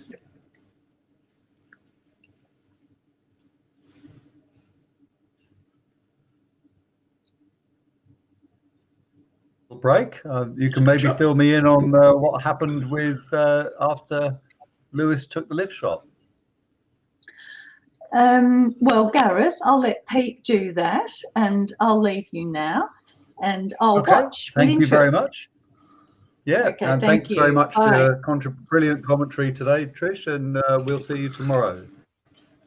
Okay, bye-bye. Okay, Trish. Thanks. Bye, Pete.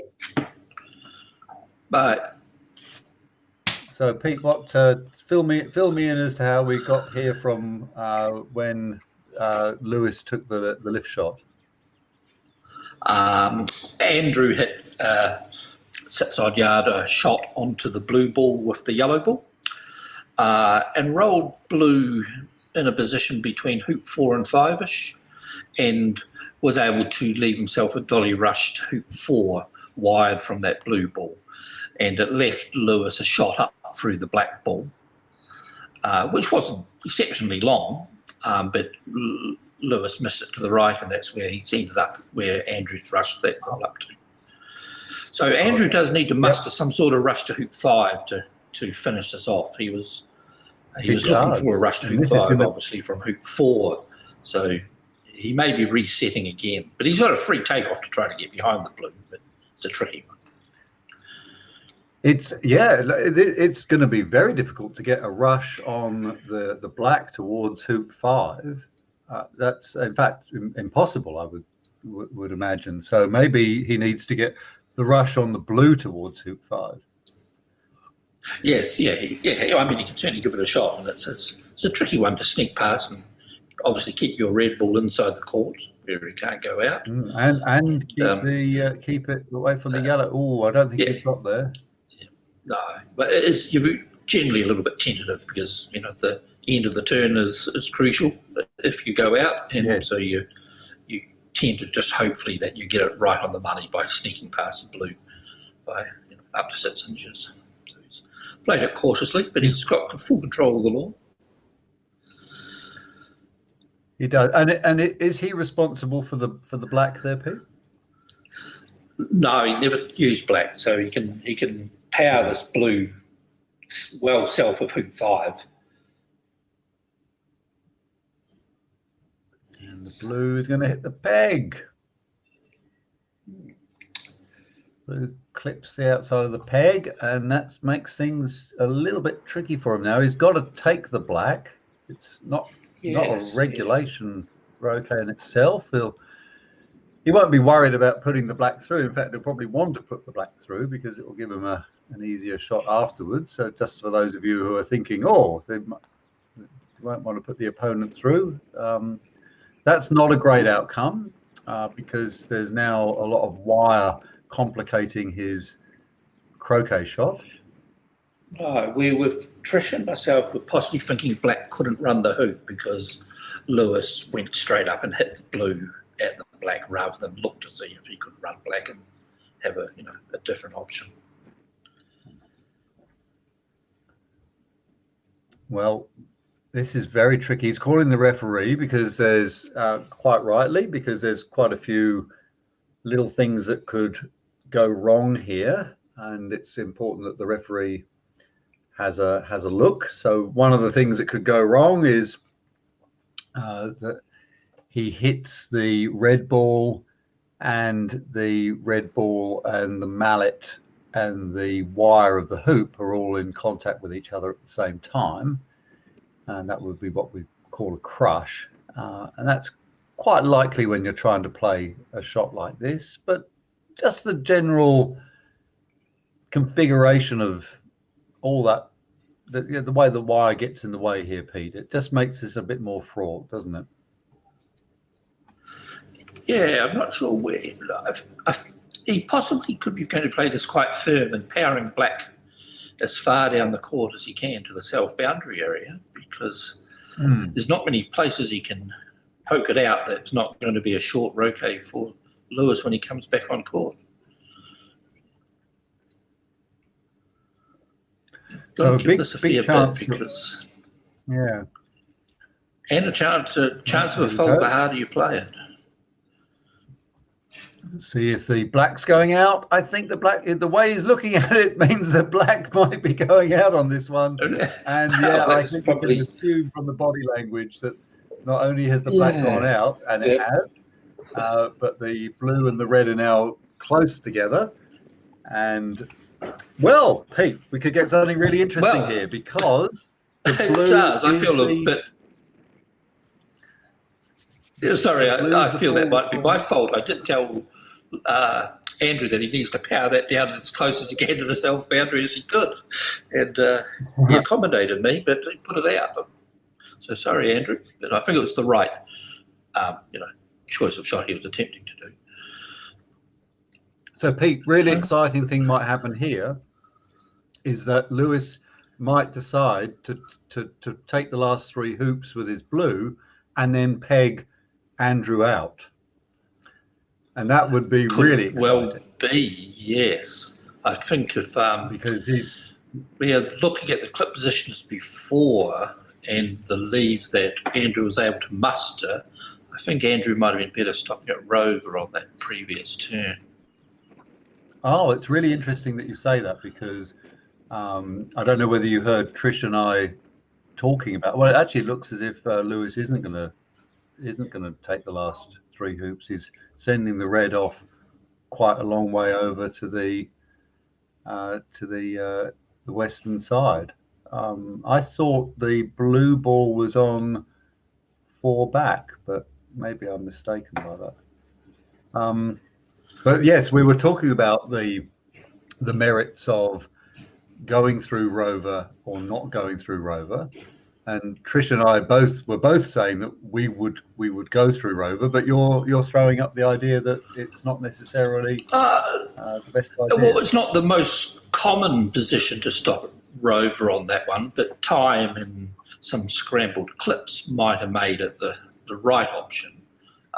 Many a time, if you've got your ball on a random clip around 2 to 5, and your opponent has as well, and you're both on 4-back, and you have an opportunity to go to the peg with your 4-back ball, it's quite good to stop at Rover, and that means if you get back in, you're capable of doing a single peel.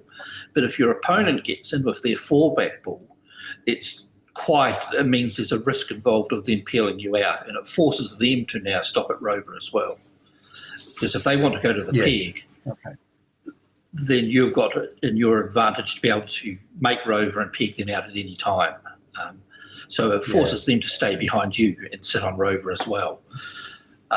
But with that one that Andrew had, and less than half an hour left, the difference between being the person with the 1 ball or the 2 balls when it gets down to 5 or 10 minutes, you certainly would want to have 2 balls on the court if you could. And so I think stopping at Rover type of, it maybe sound a little bit cautious, but I think there's certain situations that would be the right choice. So, Pete, a really interesting thing has happened now. In that Lewis was trying to load or send the yellow ball up to 4-back. In doing so, it's hit hoop 1 and sort of pinged out just to the east of hoop 1. And he went up there to look, I think, to see whether or not the red ball was going to be wired from particularly where the yellow is. Because he's obviously mini map, Gareth. It looks wired. Well, I'm afraid the mini map is very much based on my impressions of where the balls might be, rather than being done by somebody at the stadium. But you can see in that wide shot there, the red ball is. And for the viewers, that wired term we're talking about, it means that yellow ball has to be able to hit both sides of the red ball, not just be able to hit the red ball. So it's got to clear that hoop and be able to hit the left-hand side of the red ball. And that's, but he hasn't wired blue and black, so it's a moot point. That's what's on offer. But what's red got? Well, one thing that intrigues me about that turn from Lewis is that he rejected making the last 3 hoops with his blue. He had a perfect opportunity to do that, but he didn't take it. Well, maybe he didn't think that he had a perfect opportunity, but certainly that was interesting that he's decided instead just to do this really nice leave. I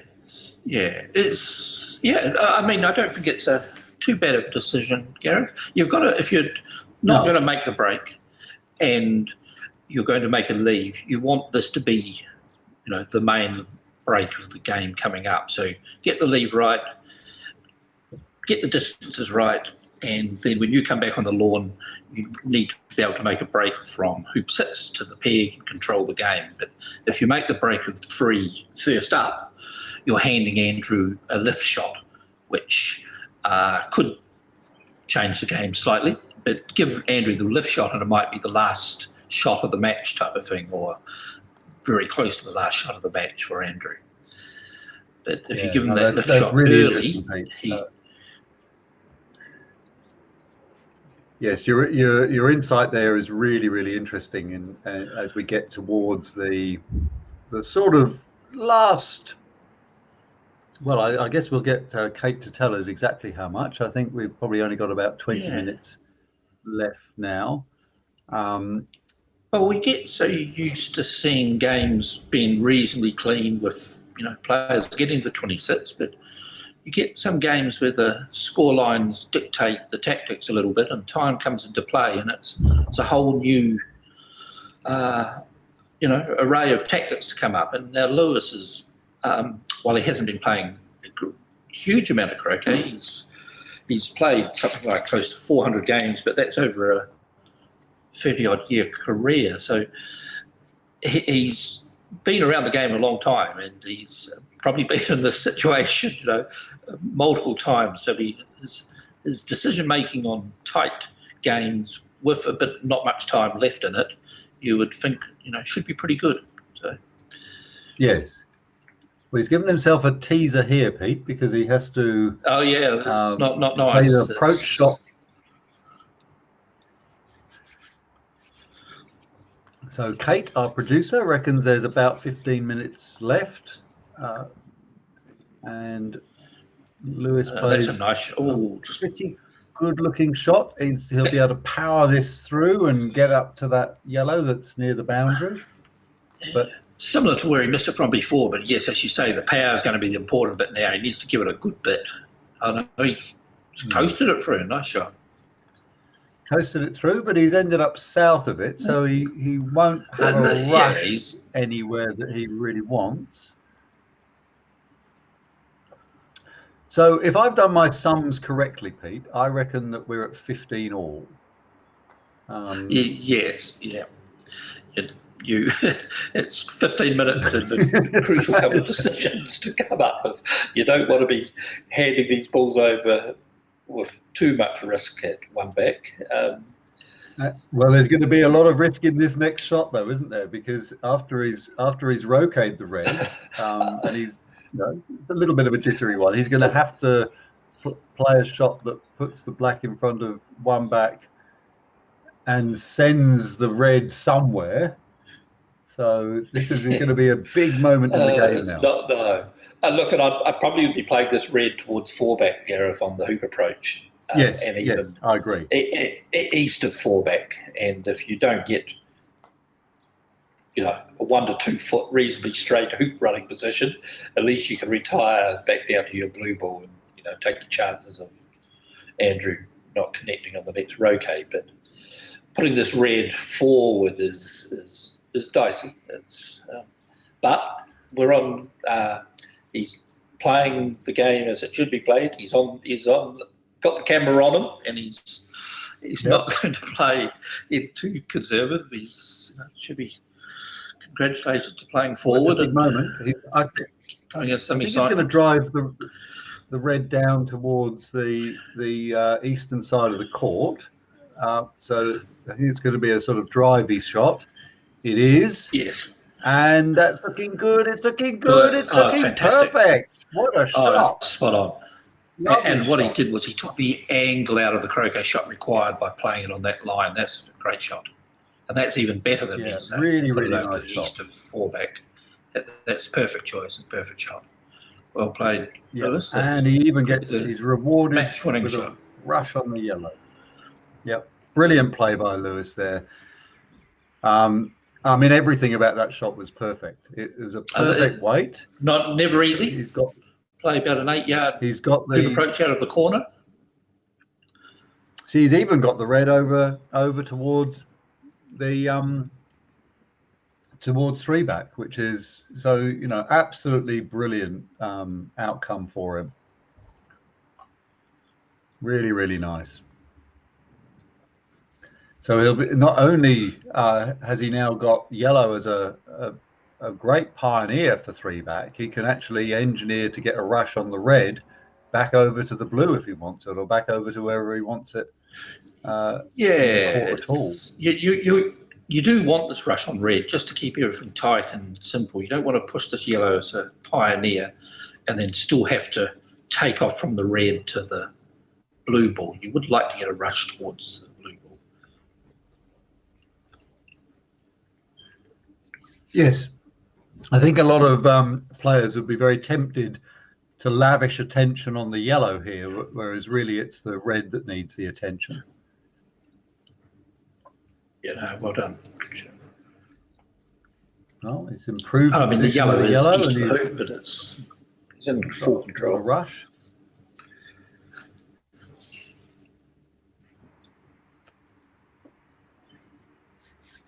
Well, the highlights reel will definitely have that hoop approach to one back for Lewis there. That was a really key moment in the game.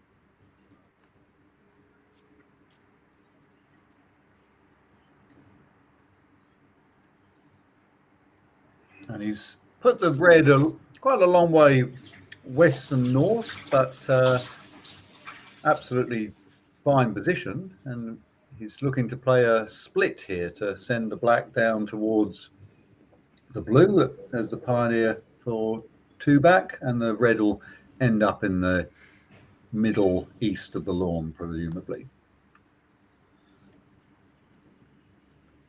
Yeah, all depending on how well the blue lands near the black lands near the blue, and it looks pretty good. Looks pretty good. Good shape. Oh, we got unlucky there. Did you see the way that blue just wiggled on a little bit, and it's ended up now having to be pushed to the western side here, so he won't be getting a lovely rush on the blue when he comes through. No, recoverable. I mean, he's going to be able to cut this blue as soon as he runs this hoop. He's got a nice pivot ball in the centre of the court. Yeah. Yes. The red is a very pleasant pivot where it is. The important thing was he was running a hoop from 2 inches out or 1 inch out, so he's kept it nice and tight. Yeah. Yeah. So that blue will be easily loaded to 4 back, and red is in a nice pivot position. Yes, and I mean, the yellow's a little bit east of the hoop, so again, getting a rush on the yellow, on the red ball out towards the east boundary would be handy, but not crucial. Shaping for a bit of a split roll there, and he's ended up on the south side of the red, so he won't get the rush to the yellow like Pete was suggesting. No, but the peg might have come into play if he went north of the red, so as long as he can rush this red, gives him a clear path down past the hoop, so all good. Yep, and then the red is in a good pivot position after he's come out of 3 back, so he'll be looking to clean up the last 4 hoops of the blue ball's circuit, the black ball's circuit, and that's really nice. It's going to come down to his leave by the look of it, Gareth. What sort of leave you can muster and give Andrew which is doubly interesting because of the time involved. Because we've he's looked at his watch there, so he must have heard you. 2 1/4. Well, if he did hear me, he's not allowed to take the advice, is he? Take the advice. Yeah, no, it's not. You're thinking he's got a little earplug into the KO. Yeah, that's right. He's listening to the sage commentators and thinking, the commentators think I should do this, so I better pay wise heed to them. But no, I think that's unlikely. So this should be pretty regulation from here, and as Pete said, it's more the question of the leave, and it's also a question of the time that we have. So Kate will be getting back. Yes, if there's going to be 3 or 4 balls left at the end of the turn, it will come down to the leave. So you think that one option that he might employ is to actually peg his own ball out at the end? Only if time goes while he's on the lawn. So if we were down to about 8 or 9 minutes, was it? And if you give each hoop 2 to 3 minutes, it's going to be close. Yeah, I think you're right. That's a lovely shot. Yellow is the pioneer for and got the rush. And got the rush. Yeah. And use all 4 balls in these circumstances just to soak up the minutes. We saw some classic things early in the game where the players corralled the balls shepherded them really nicely into classic positions of pioneer, pivot, reception, and everything. And then we're only playing these little short shots, but it was then that things started to unravel. And Tricia made the really good point that you do have to lavish as much attention on the short shots as you do.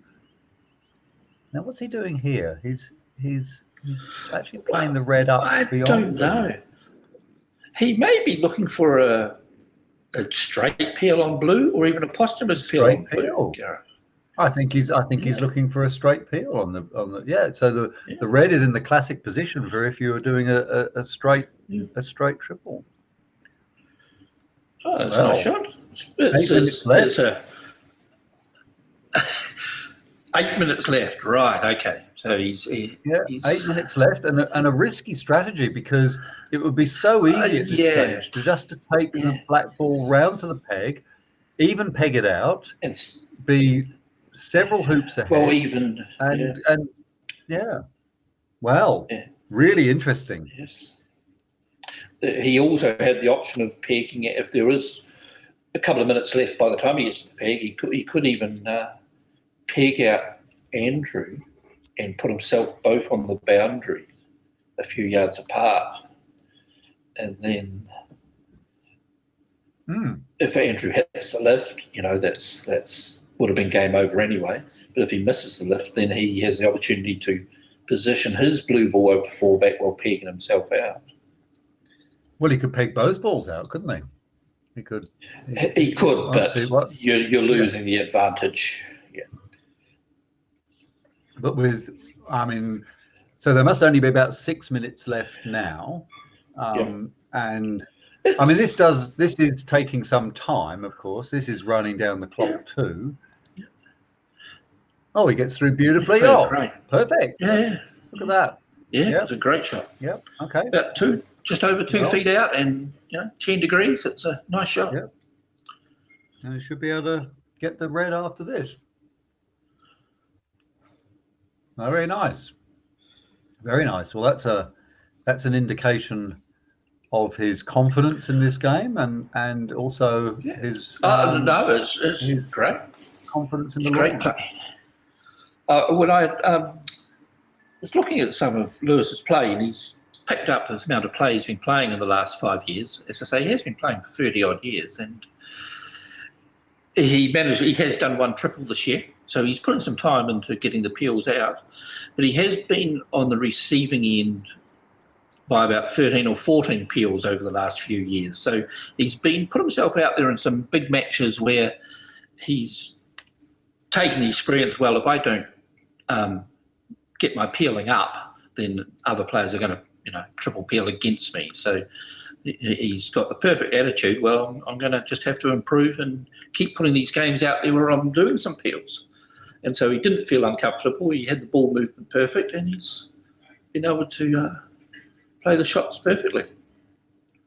Yeah, I think a really enterprising strategic decision there to go for the peel at this stage of the game with such a small amount of time left on the clock, and with the ability to tie the game up by simpler means. So really, really great to see.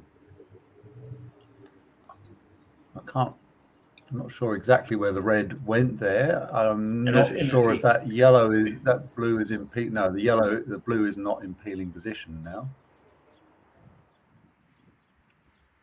So the straight triple is probably out of reach now. But that extra hoop that he made will come in very handy. And it did burn some more time.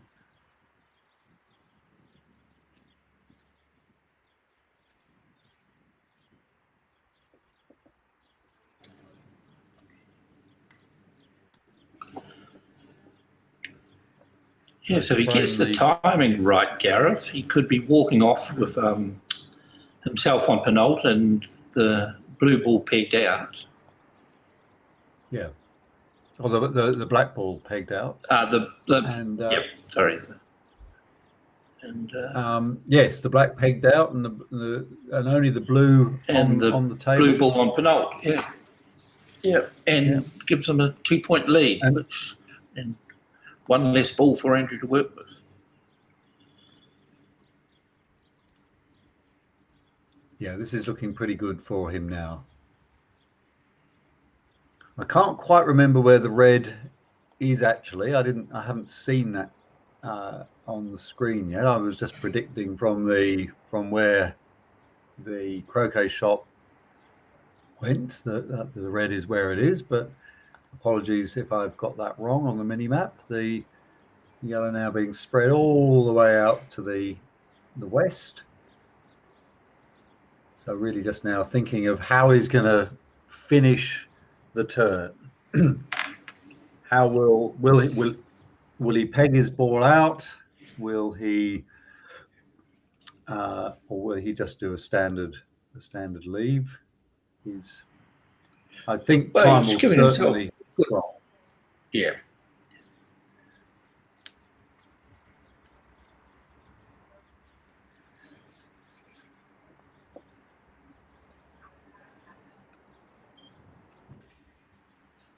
Okay, so it looks like he's going to leave yellow out there.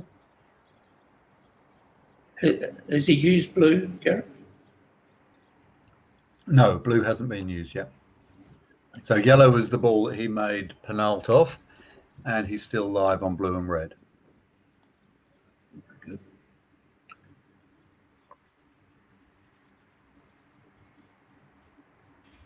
As I say, I'm not quite sure where the red is. I've just made a prediction. We'll soon find out, though. We'll see what happens after he's hit this blue. The blue scoots off. Oh, not a bad guess, Pete. I've got the red in the right not spot. Bad, no, but not bad. I'll give myself 9 out of 10 for that. Yeah.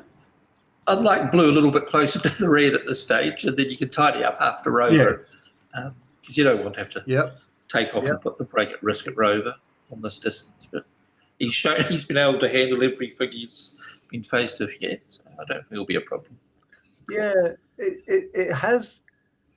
It's everything's spread out a bit now, hasn't it, Pete? Yes, almost the case. He gives himself a bit of room when he does do a rush. He puts it to its extremities, and the position he's rushing to are perfect. It's just sometimes they're just pushed a little bit long and makes the shot like this, which is capable of doing, but it's got some variables of distance that you've got to contend with. Well, the clock's just about to go off, I think, in the next 30 seconds or so. So we will not see Lewis on the lawn after this. We will see Andrew come back out. What Andrew will be faced with is another matter. Certainly at the moment, the blue ball and the yellow balls are at the extremities. And our prediction is that the black ball will be pegged off. Well, there may be maybe 3 to 4 minutes left, Gareth, so it's going to be very tight. If it's I think the bell's. I think the bell has gone. I think that's it now. I think the bell has gone. I think he was just acknowledging the bell going there. It was. The bell was due to go off at 12:48, and it's 12:48 now. Okay, so good. He can gather his thoughts and take his time and make sure everything comes out well. Yeah. Not a totally formality, this approach shot. It's no. The takeoff out. Came a little bit sideways.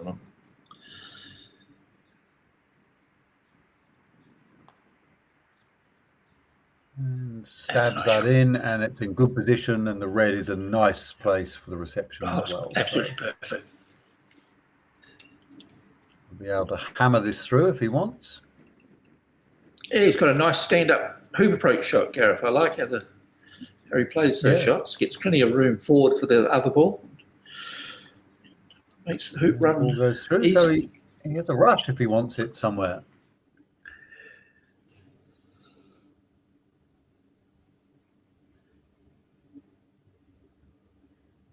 Well, Well, which ball does Andrew have to play with? Andrew has to play with the red. The red ball is for hoop 4 for Andrew. Yep.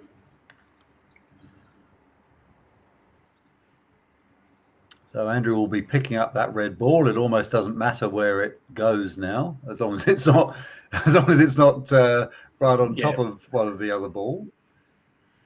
Both the yellow and the blue ball are off the boundary, which might help Andrew's case if he's able to make a Croquet and get things going. Yes, yes. If Andrew is able to connect with that yellow ball, there is a bit of room behind the blue ball, isn't there? And the black ball ends up by the peg, and that will be taken off. I shall preempt that by taking it off the mini-map. Well done. It's a good turn. And that was an excellent turn. And of course, the highlight of the whole piece was that brilliant approach to one back, where he just landed plumb in front of one back and even gave himself a 3-back pioneer. So not an impossible shot for Andrew here. And with the blue off the boundary on the eastern side, there are possibilities if he gets it. Big moment. Shoots and hits. Okay, so one good Croquet shot here. One good Croquet shot, and we might be on. Is it worth, Pete, him risking the hero shot here, which is going to get the rush on blue and getting yellow as the pioneer for 5, or would you would you recommend that concentrate on this takeoff? Yep.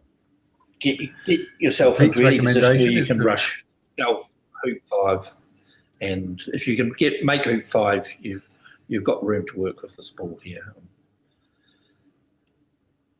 So this is really crucial. Where does this red end up? Where's it going? Where's it going? It's on the wrong side of the blue. He'll be disappointed.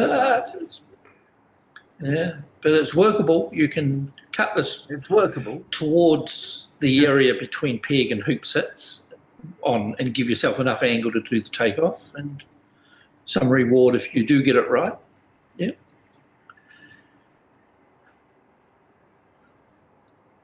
So we'll have a roll.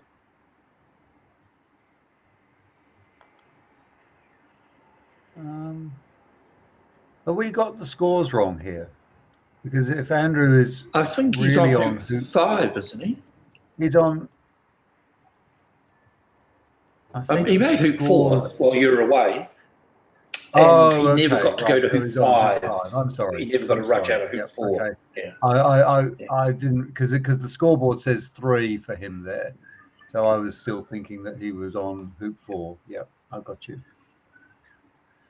He's been a bit unlucky there. He got the good rush between the peg and hoop 6, but just a little bit straight for the takeoff's going to be, it's got to clear that right-hand leg and give him an ability to run the hoop. So it's a tight one. But you're right, Pete. Certainly, if he was able to do this takeoff and get the red in front of the hoop, there are chances. The blue ball is Okay, so a very big moment coming up. Can Andrew land this red ball in front of hoop 5? You've got to give yourself a chance. So long is better than short. Oh, great shot. Yep. And I'm not sure what it tailed like at the end, but you couldn't ask for better, Gareth. As I said, you got to make sure you're up there, and that you can't go for a 2-foot hoop run. Give yourself a 2-yard hoop run, reasonably straight, is about the best you would be, trying to attempt. Yeah, it would have been easy to have got greedy there and thought, oh, I just want to put a Yep. foot in front, but this is a much better option than not having any option at all. Just give this a So, good can he get firm through? swing and take what you get. Oh, unlucky, sir. Good effort. Yeah. No, And a great it was good. game. It was a great Really match, Gareth. fantastic Yeah. game between these two players. Yeah. Really enjoyable watching. Both players made really nice, tidy breaks, which unraveled a little bit as they were ironically getting to the easy part of the breaks. And there was lots of interaction. We saw some really good ebbing and flowing of the game, and some great shots in there too. And I guess the standout would be Lewis's approach to one back. So and the peel, Gareth. The peel gave him a two hoop buffer. But the I peel think was a that, really interesting strategy, and maybe if at some stage we get a chance to talk to Lewis about that would be really interesting, because I felt that there were very easy ways for Lewis to tie the game up just by playing through to the peg, but you know, the peel was a really great strategy. It sunk the knife in a little bit deeper, and it used up a little bit more time, and he played it so beautifully it didn't put the break at risk. So it was a really nice move for him. No hesitation either, Gareth. He was fully confident of his skills to play the shots, and it was really good. But I also think, and it was interesting when he decided to lay the red up towards corner 3 in that break, and we were both a bit surprised. It hadn't occurred to us that he was going to attempt the peel. So all credit to him for he had that in his mind. That was definitely something he was planning to do, and he executed it absolutely beautifully. And not a highlight, but I think it shows that we've been watching a little bit of the Association Croquet where the games have been reasonably clean and the scores have been 26 most of the time. But this shows that the game's full of tactics when it gets kind of tight on time, and you've got another whole aspect. We're a slightly unusual sport that we can finish a game with the game not actually finishing, and it's it's rich in what happens near the end of the game as any. So Pete, we've got we're just in the very last moments of this game on lawn 2. Roger Bird is in, but he's way behind on the scoreboard. I'm not quite sure what the clip positions are, but this is perhaps an example of where it is very, very difficult for the player to come back after the bell. We'll see if we can get some intel on the clip positions if Roger's able to continue with this break, and he isn't. I think it looks, it might have gone through there. It's calling for the referee. So you can see a blue clip on that hoop. We don't know where the other balls are. Obviously, red was for one back. And time would have been called in this game as well, Gareth? Time would have been called in this game. I'm not sure whether it's possible for Roger to make up the lost ground. The referee now just checking that the ball has gone through the hoop. So as we know, the blue ball here for Elaine is on one back. She's also on Rover. Roger is 4 and 1 back. So he's quite a substantial way behind, and he's playing the one back ball. So I'm not sure that anything can be done here. It's difficult to tell that's Chaz Quinn, not the referee. He hasn't marked yet, so I'm not sure if he's going for a small embrace there to Yeah. comfort Roger with, I think. Saying bad luck, the hoop's not been made. I'm not sure. But good to see Chaz Quinn out there refereeing. He's from the famous Quinn family of croquet players. So we're not quite sure what is actually happening. I think maybe Elaine's come back on. So maybe yes. So Roger obviously didn't make the hoop, and this gives Elaine a free turn, really. Yep. A free sort of turn. It's where we're very definitely in the death throes of the game. We're not sure the black ball is up there over by that hoop there. And we saw blue clip on the side of one back. So if Elaine connects with this, she's got a fully loaded break in front of her. Yes, she has. Yeah, that's right. So and the score can become quite important in the count back when the league table is compiled. It's like the goals for and against, but the football codes can be an important consideration. So how much you win or lose a game by can be crucial in the context of the whole competition. And as you can see from that clip on the side of one back, that this is Elaine's hoop. So if she's able to make this hoop, she'll be going for two back afterwards. So she's definitely won this game. It's now a question of how many hoops she can accumulate to give her the best possible advantage later on in the tournament. Roger, obviously a judge, not to have got his red ball through before by Chaz.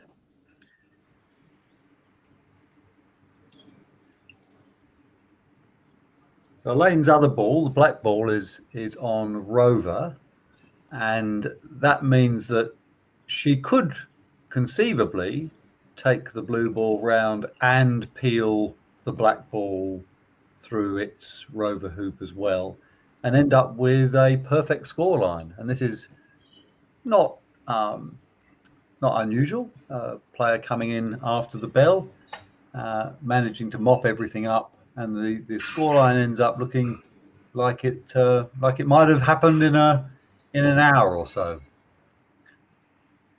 That's right. The shots can feel easier as well. The consequence of the miss or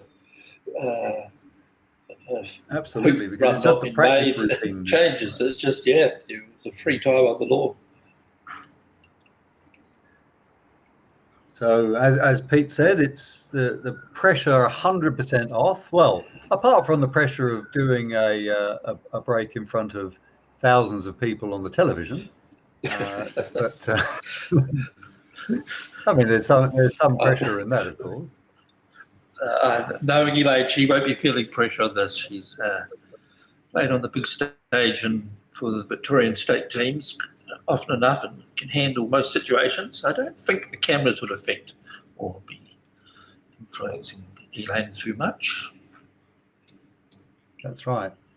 And of course, these players, we haven't had a chance to introduce them.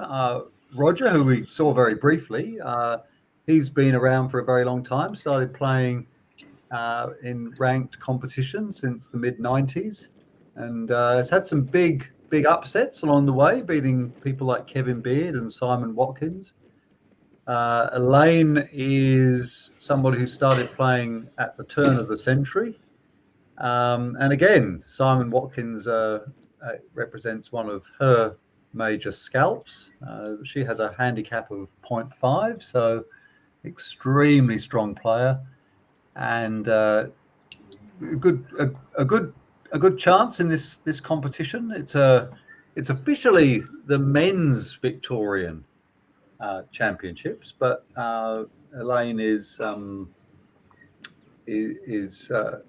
I think the only female in it. Maybe there are two. I just have to check my facts on that. Is it Christine? Right? I thought anyway. carrying on from that, yes, Gareth. Christine Eckler is in the competition as well. Yeah, absolutely.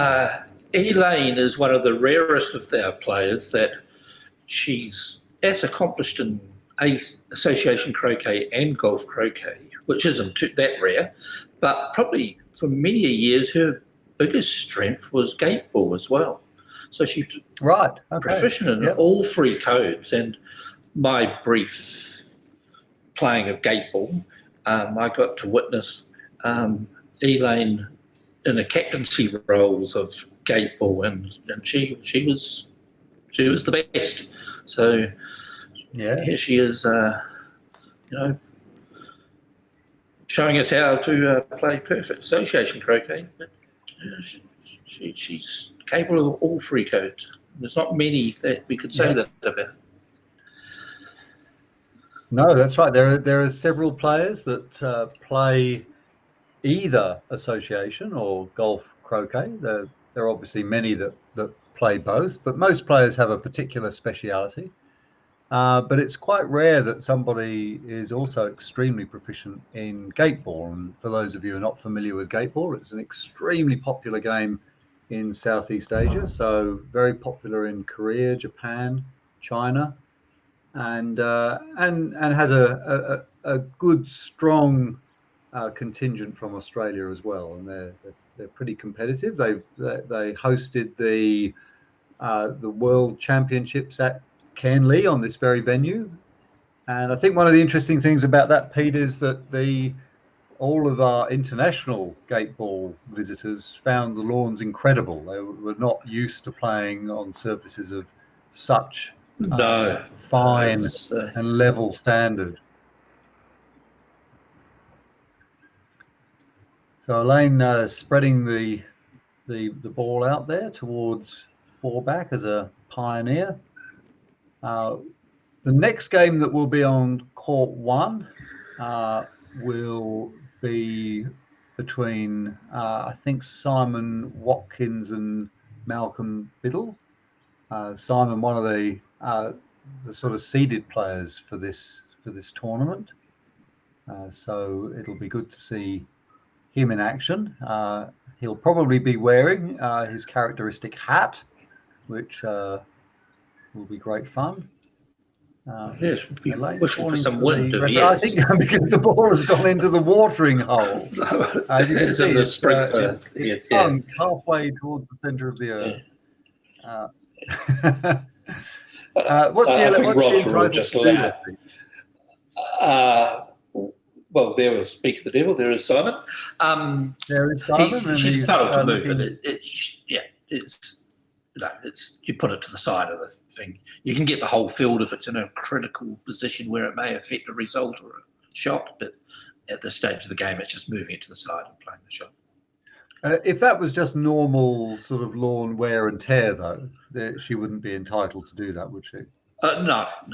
That's it's only because it's old peg holes, and I'd say it's a sprinkler head most likely. Could be the old peg hole, but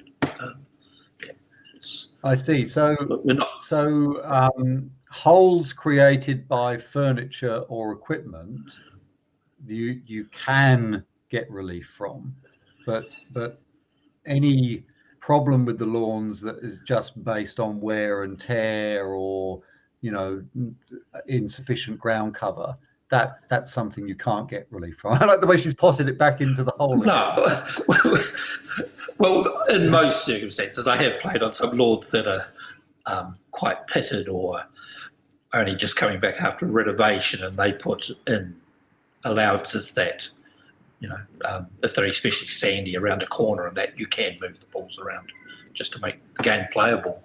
So there is circumstances where, but in general, and is this something that wear what you get?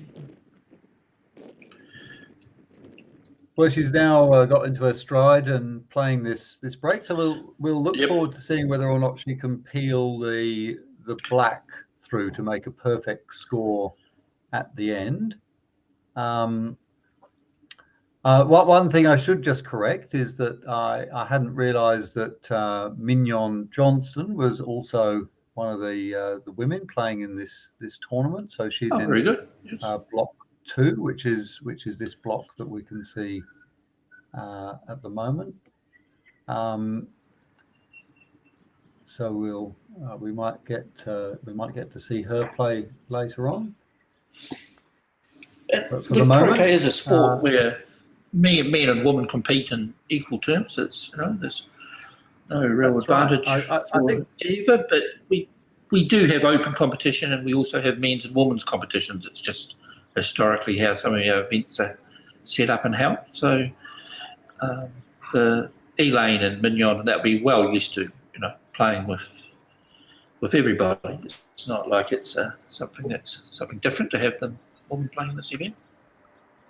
Now, Peach has got the black ball in that pinball. She's not getting it out of there. No, I think she's not too concerned with it. Doesn't really care.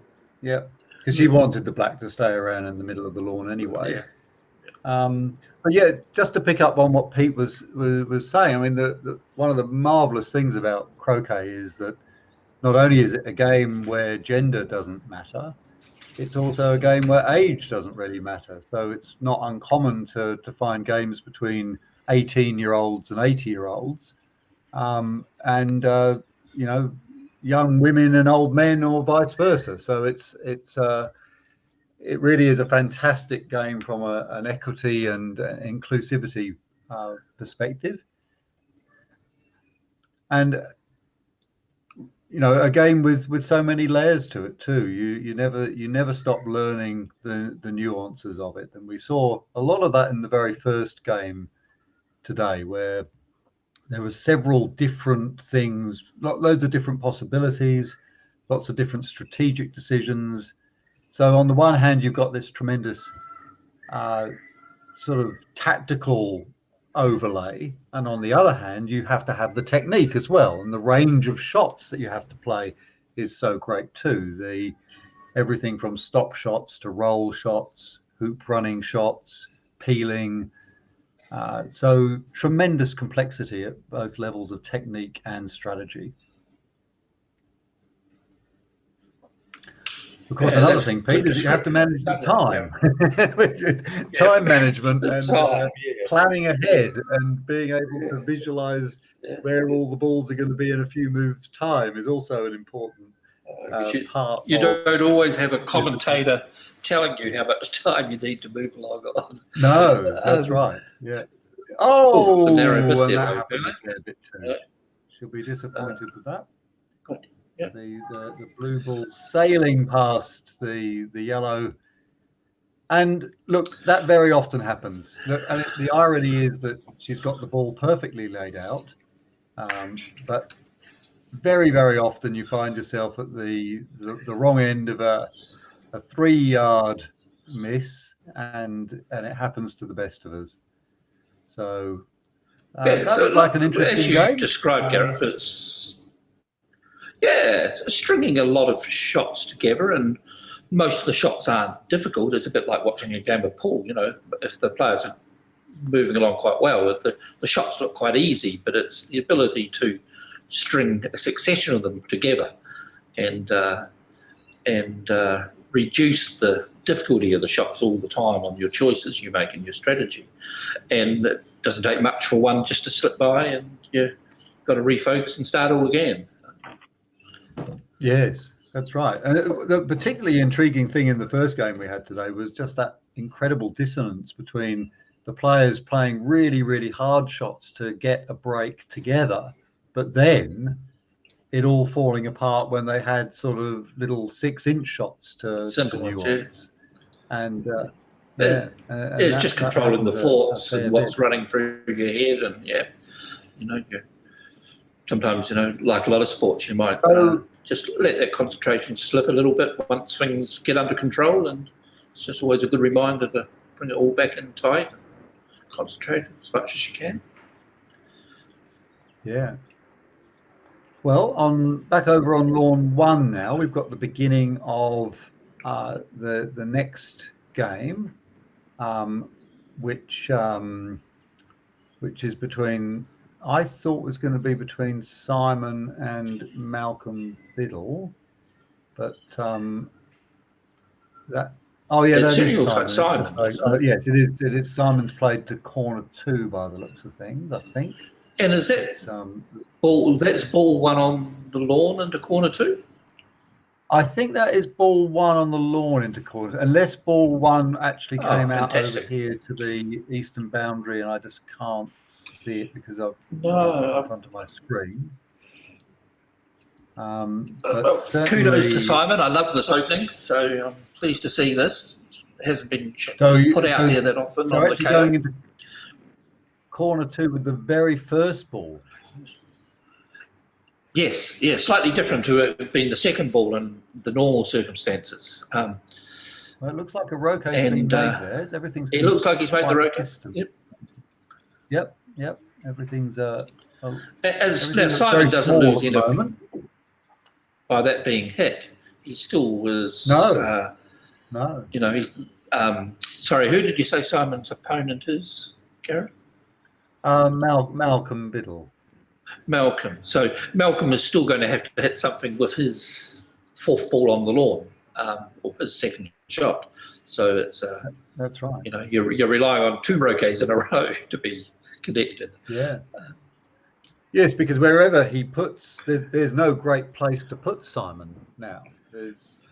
Simon's still wherever he puts it. Well, he's choosing to roll the balls up into the centre. So this is well, we've got something different and a little bit more exciting, Gareth. Choices of openings. Yeah, well, it's become a super shot opening now, hasn't it? Really, it's well from side in reverse. Yes, I think it's black. My eyesight's not great from this. Okay, that's an interesting. That's really interesting. Start, isn't it? Because we've got it's cross wiring at the peg here is very good. There in a line. Well, if you can wire this though from the red ball, Gareth, it means wherever Simon goes with ball 3, Malcolm doesn't have to shoot at it and pair up, and then Simon doesn't have a tap on with the ball in the middle. There's 3 balls. Now there's a red ball on there already. Oh, we must have come. We must have, yeah. Well, we need a good cut and edit there. I've just spoken about nothing relevant here. I thought it was only 2 balls on the lawn. So I apologise to anyone watching it and thinking, what are these people talking about? We were at a huge disadvantage. We had no idea what the situation is, but we now know that black has a potential rush on blue towards hoop 1. It's pretty interesting because this is exactly the situation you were talking about before about the need to get relief and how you can't get an advantage from that. No, sometimes you may have to move both balls, so you've got the same angle that you were faced with. Anyway, so there must have been a super shot opening. Simon's gone into corner 2 area, and Malcolm's hit him flush and played a pretty good role, really, to get a rush to hoop 1. Yeah. Well, Malcolm is. I'm sorry, Gareth. You're going to have to enlighten me a little bit on Malcolm Biddle's CV in the croquet world. Yes. Well, Malcolm has been playing seriously in what we would call sort of competitive ranking games since about 2018. He has a handicap of 2.5. And he's already had great success this year, beating people like Simon, who's playing now, Greg Hill, and Kevin Beard. So he's got a number of very, very good scalps in his collection, and he's just hit that one a little bit softly, and he'll be a little bit disappointed with that. He doesn't have a hoop running shot with this, I don't think. So he'll just be retiring. Sorry, one other question, Gareth. Do we know which club or region Malcolm is from? Eastern Park. Okay. I'm not quite sure where Eastern Park is. No. It sounds like it's on the. But our producer Kate has told me that's in Geelong. Oh, the South Club in Geelong. Very good. Yeah. Simon, of course, is no stranger to the croquet community. Handicap of -1.5. Been playing at the top level for many, many years. Won several honours. He's in the top 100 in the world, top 20 in Australia. And if only we could club together to buy him a new hat. Oh, well, no, hopefully I don't get it wrong, and Simon will be able to correct us later on. I think he's got a whole box of them. I think he had it 40 something of them at some stage. Then he brought a huge supply, so he's never going to run out of these. That's why they're always fresh and newish looking. Of the propeller hat. The propeller hat. But going back to Simon, he's one of the true characters of the game in Australia, and you will never get an easy game from Simon. He's cagey, he's a fighter, and he's incredibly skilled, and he loves the game, and he'll give us entertainment, but he'll be in there to the end. You can never relax against Simon Watkins. No, absolutely not. And that's all complimentary, Simon. You and me have had plenty of battles, and certainly been on the wrong side of many of them, so I'm well aware of Simon's capabilities. Well, Malcolm with a chance here. It's a tricky 8-yarder, which he gets. Lovely shot. Very, very nice. And that could set him up. So, Pete, with this position here, if you were playing this, what would you be doing? Would you be just trying to get the rush on the red now directly in this croquet shot, or would you be trying to use the yellow off the northern boundary? If your mini-map's reasonably accurate, Gareth, I'd be just putting black up towards hoop 2 and red. If you're willing to put a super shot out and play the role as you did and to try to get a third turn 9 going, then I think you've got to carry on with much the same line of play. Now, look, if you don't quite get this blue on red, you've still got the option of rushing the red up to the yellow, but that looks pretty good. It looks good, I don't think you can all of a sudden... Good. Yeah, you can't put a super shot out and go for a break a 9 with 3 balls and then all of a sudden think, oh, now I better go a little bit cautious and play, slightly different approach. He summed up, if he's going to add to his scalps and take Simon down, he needs to, get out there and play some big shots and get going. And it's fantastic. Every shot I've seen him play, he hasn't put a foot wrong. That looks good too. That looks great. It's a good rush. That's on its way towards sort of composed looking might be slightly. Okay, so a chance here for Malcolm to get a break going with his blue ball. Just needs to tickle this blue in front of hoop 1, and he's away. Everything else is ahead of him. There's another side of how deep and strong Victorian croquet is too, Gareth, that another chap can come into, look, an accomplished and very capable player, and they've got so many of those top players here in Victoria, but to add another one into the mix is fantastic. Yeah, well, Malcolm is in 5th sort of ranked position in this second block 2 of the tournament, and already from what we've seen, he's looking in really nice touch. Let's not hope that's not the curse, and it isn't. Phew. It puts the blue up. It's rolling a little bit nervously past where he would have liked it, but shouldn't be a problem as long as he can make nice clip of the red. He can play a shot that I think the pace of that hoop run was good, Gareth. Don't get stuck in hoop 1. think Yeah. I've got a 4-yard return Croquet, I'll take that every time of the day and then build my break from it. Don't try to control hoop one. Just make sure So you here, get Pete, through would it. you And recommend get time to gather everything in and stay on the lawn. Would you recommend, Pete, going for the load to hoop 3 going to yellow, or would you go directly to black?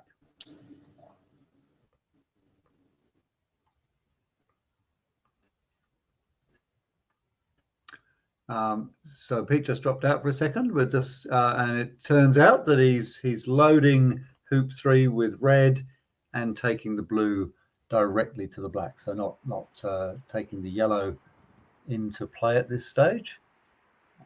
The red sort of not going all the way over, but the blue nicely placed to just clip the black, and then he'll be playing the approach shot towards hoop 2.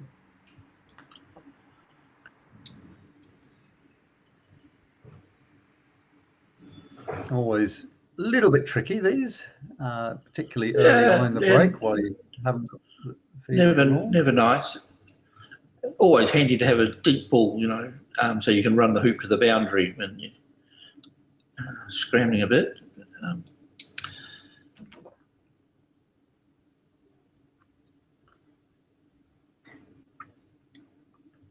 Looks up, plays the shot, and that looks fine. Tiny bit of an angle, but hopefully won't influence him too much.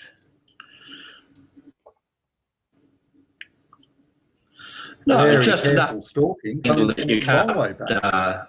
a little bit. You're going to have to put this through the hoop, so you could be you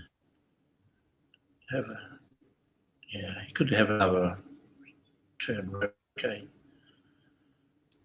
Well, he's done very nicely there. He's got the hoop, and just a 3-yarder on the return rotate. And again, 3 or 4 that yards. yellow ball on the top of the boundary is looking quite nice, because he should be able to use that as his loading ball for hoop 4. Couple of looks up, nice shot.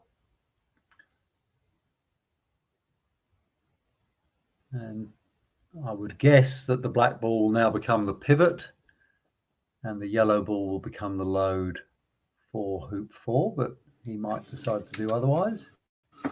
He might decide to go directly, take the black as, no, he's going to go up to the yellow. Yeah, I think that is the better line of play.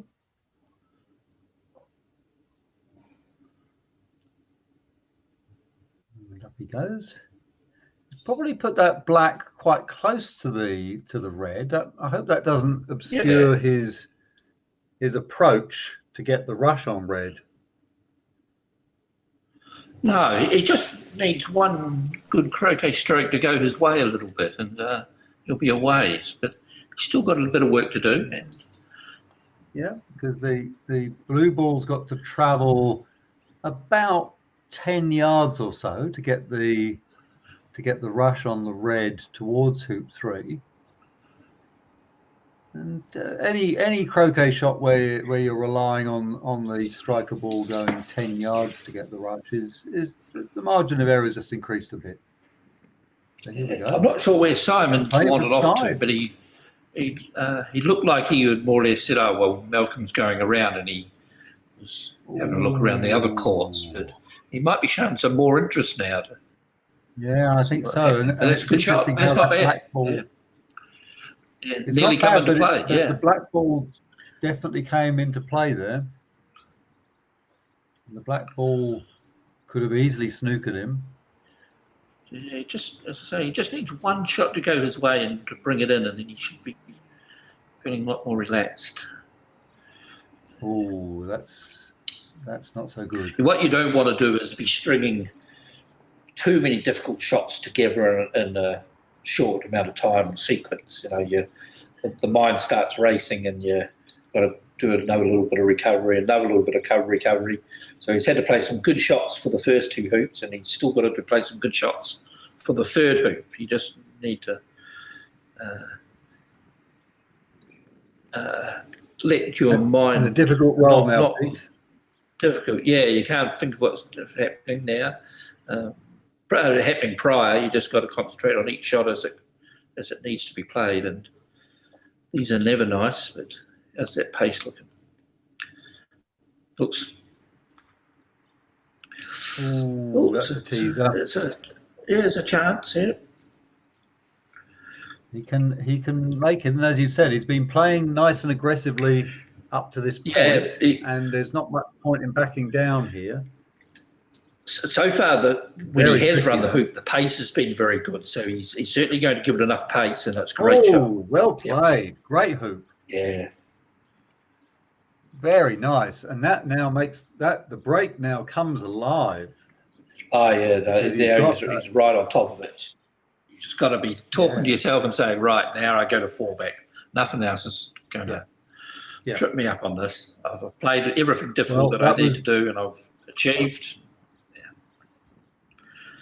But you know, Pete, it's funny you should say that, because in the first game of our coverage today, both players had exactly this sort of thing where they had to pull out some big shots to get the break going, to get the balls on the string. And it was once they got the balls on the string, once they'd got them corralled and they'd done all the choreography, that's when it went wrong. So you can't afford to relax. No, you can't. And it's well, one of the worst feelings in croquet is when you've got everything there and you just play one shot, a simple shot that can bring it all unstuck. And that's a little bit of an example. You can see how the blue ball hasn't ended up on the rush line between yellow and hoop 4. So he's got to play a bit of a cut. Yeah, and he was alive on black ball, wasn't he? So yes, he's still alive on black. Yeah. Black. So I think that after running that good hoop and hitting the roquet after hoop 3, I think probably using the black ball, just poking red down towards hoop 5, going to the black, and just give you a couple of shots to gather it in and not put yourself under the pressure of that roll to the yellow ball. But he's gathered it all right. It's in a good position. Walking back, as we've started to realise that he likes to do, a big stalk for each of these hoop approach shots. And plays it through nicely. I think he's got a reasonable result there. If it's just not rolled on an extra. Yeah, he's got enough room. It's good. Yep. And he should be okay to touch this yellow. And the hoop 6 is already loaded, of course. Yes, it's a good shot of Malcolm's grip there. He plays with the Solomon grip, but the hands aren't up the top of the mallet. They're just down half a foot. And the Solomon grips, generally the players who play that with both their knuckles facing forward like that, is that the power is not an issue. They get a lot of momentum from the shot with the backswing, and they're usually very accurate roquet players, single ball shot players. And yes, that's right. Well, a big shot here with the roll. It has to. The priority is all on the rush to the red, and that looks good. Yep.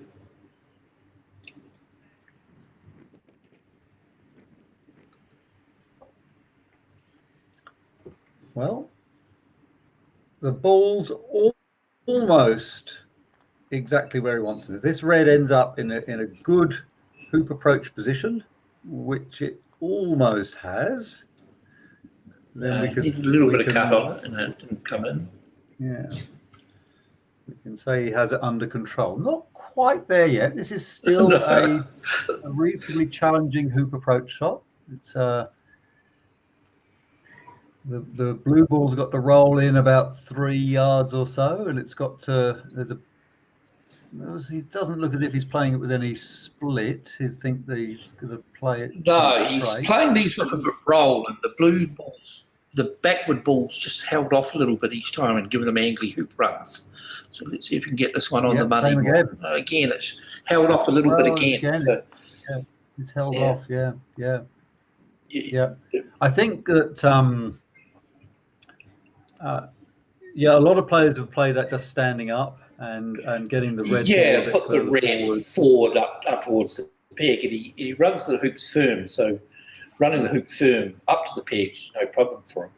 That shot's just got him putting this break under pressure a little bit. He's handled every situation like that by running the hoop. They're not easy hoops, Gareth. Not much clearance between those little legs.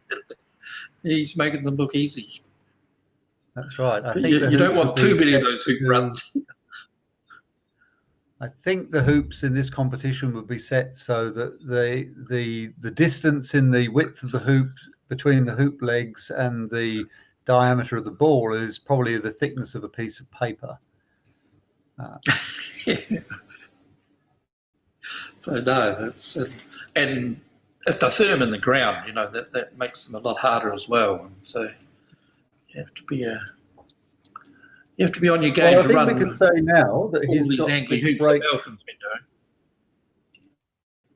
He's got this break under control. He's got everything where he wants it. He's got a nice pioneer at hoop 6. He's got a nice pivot, and he's got a reasonable load of one back as well. So this is a classic position. He can start thinking about the leave, and really nice to see the underdog in this game managing to get the first break. That makes. Yep.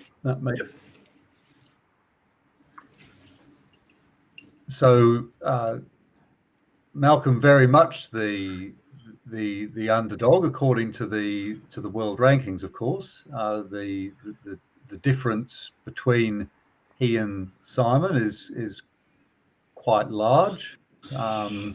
There's a four handicap difference in their handicaps, which is very, very big at this level. This is a great start for Malcolm to be in this position against a player of Simon's quality. Quick question, Gareth. Why do you think he's put the yellow north of hoop 6 on that last croquet stroke? Don't know. Sometimes people do have a particular preference for where they like the pivot as they come out in order to load 2 back. He's probably going to be wanting to load 2 back with his black, and maybe if he's thinking he's going to be playing the shot from the north boundary on the eastern side, that gives him more room, which is, I think, what's going to happen. So he's going to load 2 back from over here, and the blue will naturally go to where the yellow is with his normal sort of drivey shot. I'm guessing. I think that's why he put the yellow where he did. I think based on what we've seen about his ratios, that's about, after the black's gone down to 2 back, I think we'll see that blue just nestling up next to the yellow. Yep. Yeah. It looks pretty good. Pretty good. Didn't quite see where the black ended up, but I'm going to predict we don't know the weight of Malcolm's mallet, which he might have the need to give himself a bit of room because he didn't play that as a big drive or a stop shot. The blue ball tailed on quite a bit. Playing another little rolly sort of shot. Oh, the black didn't quite make it down. No. The black's only gone to about 3.5 yards outside of two back. But he's very nicely positioned with the rush on the red to get that into a nice position for the approach for one back.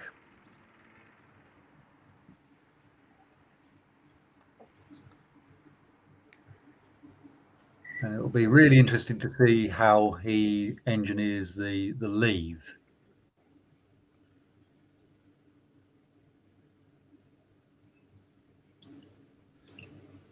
This time playing standing Yes, up. he may have a leave in his mind, but I think he's still got the requirement of holding onto the break, because the black's now a little bit compromised towards two back. It's not perfect, so it's still a matter of maintaining this break. Yes, I suppose just a little he doesn't tap really on have the luxury red, of being getting a able to good rush on the yellow ball. behind. No, Yeah, because he's got to get a good position on this yellow ball to be able to load three back and get a nice easy rush into two back. So you don't want to get hitting this red too far away at this point.